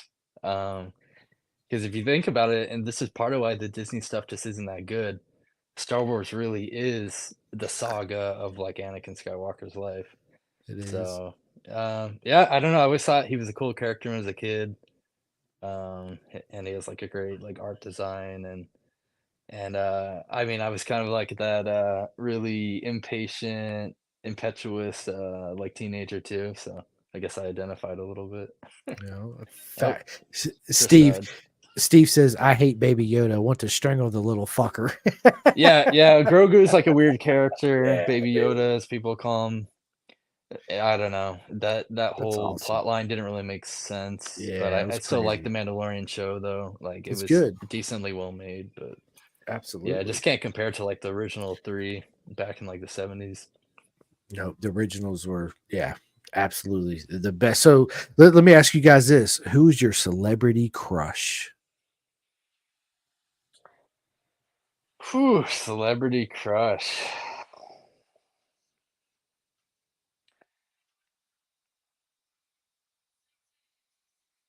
Man. I mean, no matter what I say, I'm just gonna get absolutely executed once Maria sees this. So Oh, she's got one too. Come on, man. She got a celebrity crush. Everybody's got one. to be honest, I really can't think of anyone. I mean, other than like racers and stuff, I try to not like really follow any celebrities. I just feel like it's a waste of time. But Dude, Salma Hayek let's is see mine. who's Dude, oh, Salma yeah, Hayek, hands down, dude. Let's Her or Eva Menendez all day long. I'm gonna say the weather women they have on like the Latin American shows. Oh Pretty yeah, much- yeah. Pretty much them in general is yeah. My go-to. Facts. What about you, Chris? Who's your celebrity crush? Yeah, same Darren thing. said Andrew Gower is his. Yeah. Andrew Gower's mine too. No, but for me, again, same. Like, celebrities are very overrated. There's so many just like naturally like very good looking people out there, right? Like just in the average world that'll never get the attention of any of these people. But for me, probably like since I was a kid, just like watching her in like different movies and stuff, Natalie Portman. Yeah. Really like Natalie Portman. Yeah. She's Yeah. like gorgeous. Yeah. Very Yeah. dainty and gorgeous. So, not like, But you know, crazy like too. Crazy. I mean, I don't know anything beyond just the roles that she's played, but yeah, I'd say, that's my Good. opinion. Darren says Cambobier is Gower's crush. That's also true. Yeah, That's awesome, I guess so. I mean, the fact that he lives like 25 minutes from me is pretty insane. So That's awesome. And So you're not a we just stalker, finally right? got to meet him. You don't go to his house at all, do you? Be like, yo, I'm a big fan. Let me get a picture. Well, I actually just took a picture with He him said, well, on Saturday, but no, I've never like driven over to his that's ranch awesome. out in Lincoln or wherever. But no stalker behavior. It's good stuff. I don't know. If we're gonna say Natalie Portman, childhood crush. I always thought Britney Spears was really hot when I was like 13. Yeah, now she's a lunatic, right? Well, she probably always was, but Yeah. good management. Good man. Yeah, right. Absolutely good management. Dude, so listen, let me ask you guys this: food. What is your favorite food? Because I like to cook. I lost a lot of weight, as you guys already know, from cooking myself and Good for changing my you. diet and all that good stuff. Yeah, Yeah, that's dude. good. I went from a 40 waist down to, it depends on what pair of pants, to a 34, and 36s are too big. So I guess a 34, 35, right? All by changing my diet and watching what I eat and sugar Nice. and that shit, right? We watched it as well as it's going into our mouths. Right. So Right. what is your favorite food? Because I love Thai food, I love Mexican food, I Yeah. love Greek food, right? Indian food, not so much American food, right? Even though I'm American, I love the culture food. To me, is got the most flavor, and I love spice, right? Hey, As you guys know, I love hot dogs spicy. In-N-Out's culture. I don't care what anyone Dude, says. and listen, In-N-Out, I eat In-N-Out. This is my fast food every year. Once a year when I go to Texas, I eat In-N-Out. Other than that, I don't fuck with fast food at all.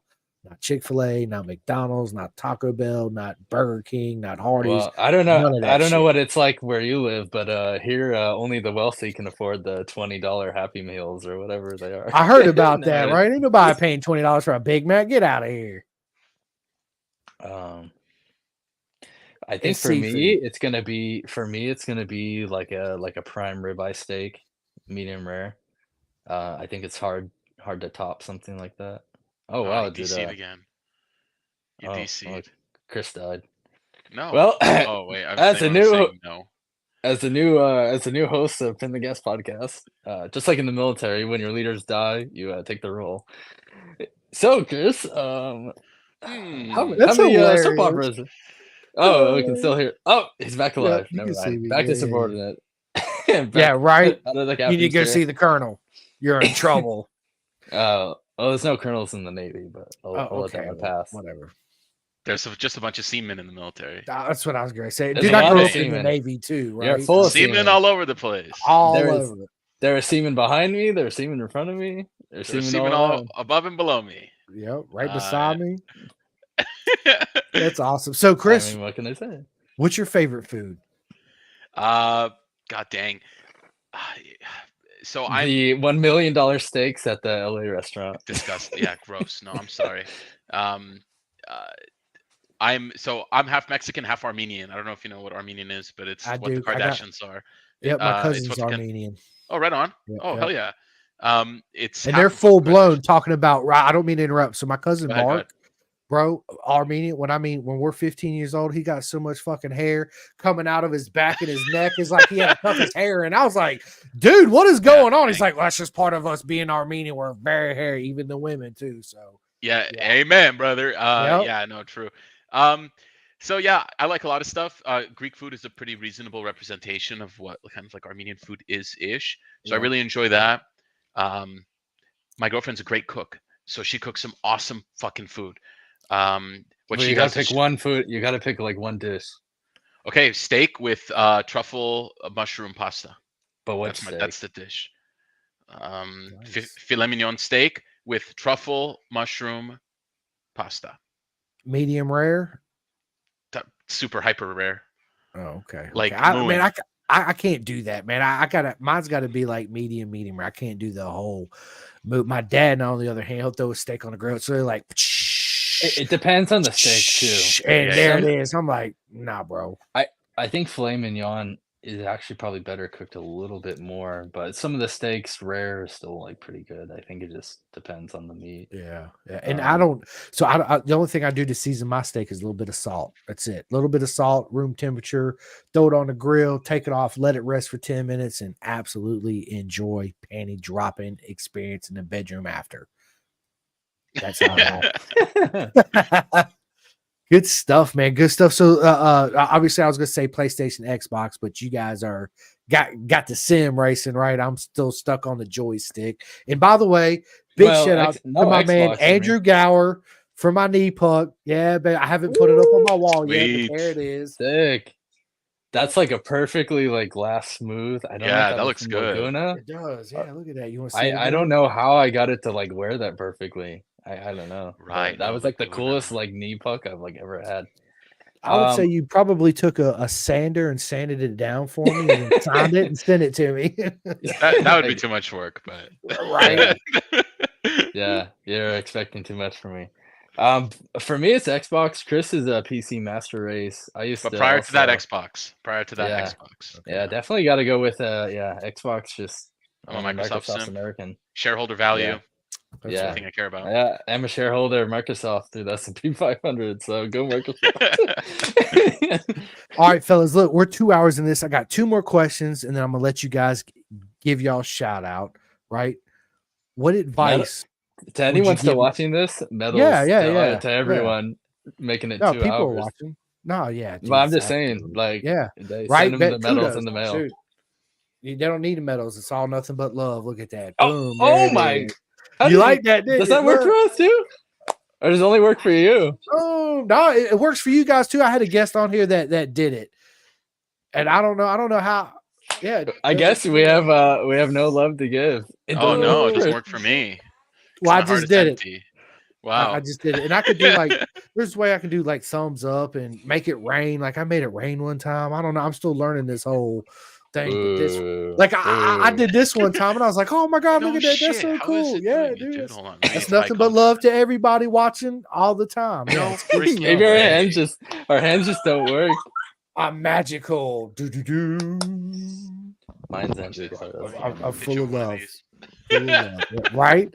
So yeah. So listen, what advice would you give your younger self? Stay in school. Don't do drugs. No, I'm just kidding.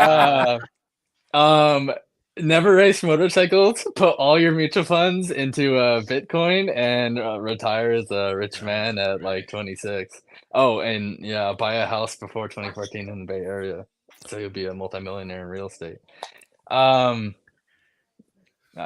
Yeah, no. I mean, how do you even answer that? Because there's so much that's kind of changed in our lifetime. And our Yeah, I'm trying to age get it to bracket, do the but thumbs up. let's see, the number one thing. Exercise more. No, I'm just kidding. Oh, I'll answer first. While you think, let me answer. Do more things that you don't want to do. I'm doing that now. Like I don't want to go mow the grass, but I go mow the grass, and I get some Yeah. satisfaction from that. I would say don't be afraid of failure. I used to like really be nervous and like scared of like public speaking and want to be like perfectionist. But now that I'm a little bit older, I realize like the more you attempt something, like just statistically your chances are going to be higher to success. So and who cares if you like crash and burn, whatever, just like get up Yeah. and do it again. So Yeah, just don't be afraid to fail. Don't be afraid to push yourself. out there. Yeah. So mine, me is dude, live in the moment. It's hard for everybody to live in the moment, right? You got to live in the moment and appreciate every moment, right? And then on top of that, there you go. Yeah, see, I told you you could do it, man. It's just different. I guess I got to read the book on the sign language that this app does. So yeah, it's I can't do it again. Nope. You Wow. blew your load. What the fuck? one and done, baby. Dang it. Oh, That's there's a all. thumbs up. Yep, there Okay, you go. Thumbs But up. how did I get the celebration? I I don't know, dude. I don't know. Maybe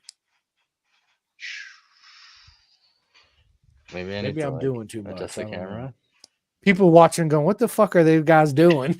Yeah. What the hell are they We've doing? been, What kind of Speaking of- podcast is this? and I would like to introduce my sponsor, Wonder Extracts. No, just kidding. Facts. No, you listen. You do all that in a minute. Okay, so let me ask you this: Do you guys watch the Isle of Man TT? Yeah, I wouldn't say I'm like watching every session, but I watch at the minimum the highlights, and I usually see at least some of the main race, the main class. Boo. 4 thumbs down. Boo. No, yeah. Boo, boo, boo. All right, listen. Let me ask you guys this: I don't think What's Chris watches life? it all. Give him the boo. No, it's all. I'll good. watch it It's this all- year. I'll watch it this year. Yes, please. Thank you. And we'll talk about it when we do a 2024 review because you guys actually will do it mid-season because it'll already happened, and I'll have you back on after that. So where do you see yourself in 5 years, and what's life after racing? Depression. No, see myself in 5 years. I think in 5 years I'd like to have my my business, doing really well. Just be, better known in my industry. What's your Um, business, Andrew? I'm a private investigator. I've done this off and on for like 8 years or something like that, but I just started doing it for myself the last like 6 months or so. So I'm self-employed cool. now. Well, I guess if I could be a 6-foot Adonis, that'd be cool too. So maybe we'll get all the surgeries for that. All right. No, and I don't know. 5 years, I just want to still be alive and going. I feel like 5 years in California, we're gonna be in like the dystopian Right. future with so I guess start buying ammo now. Facts.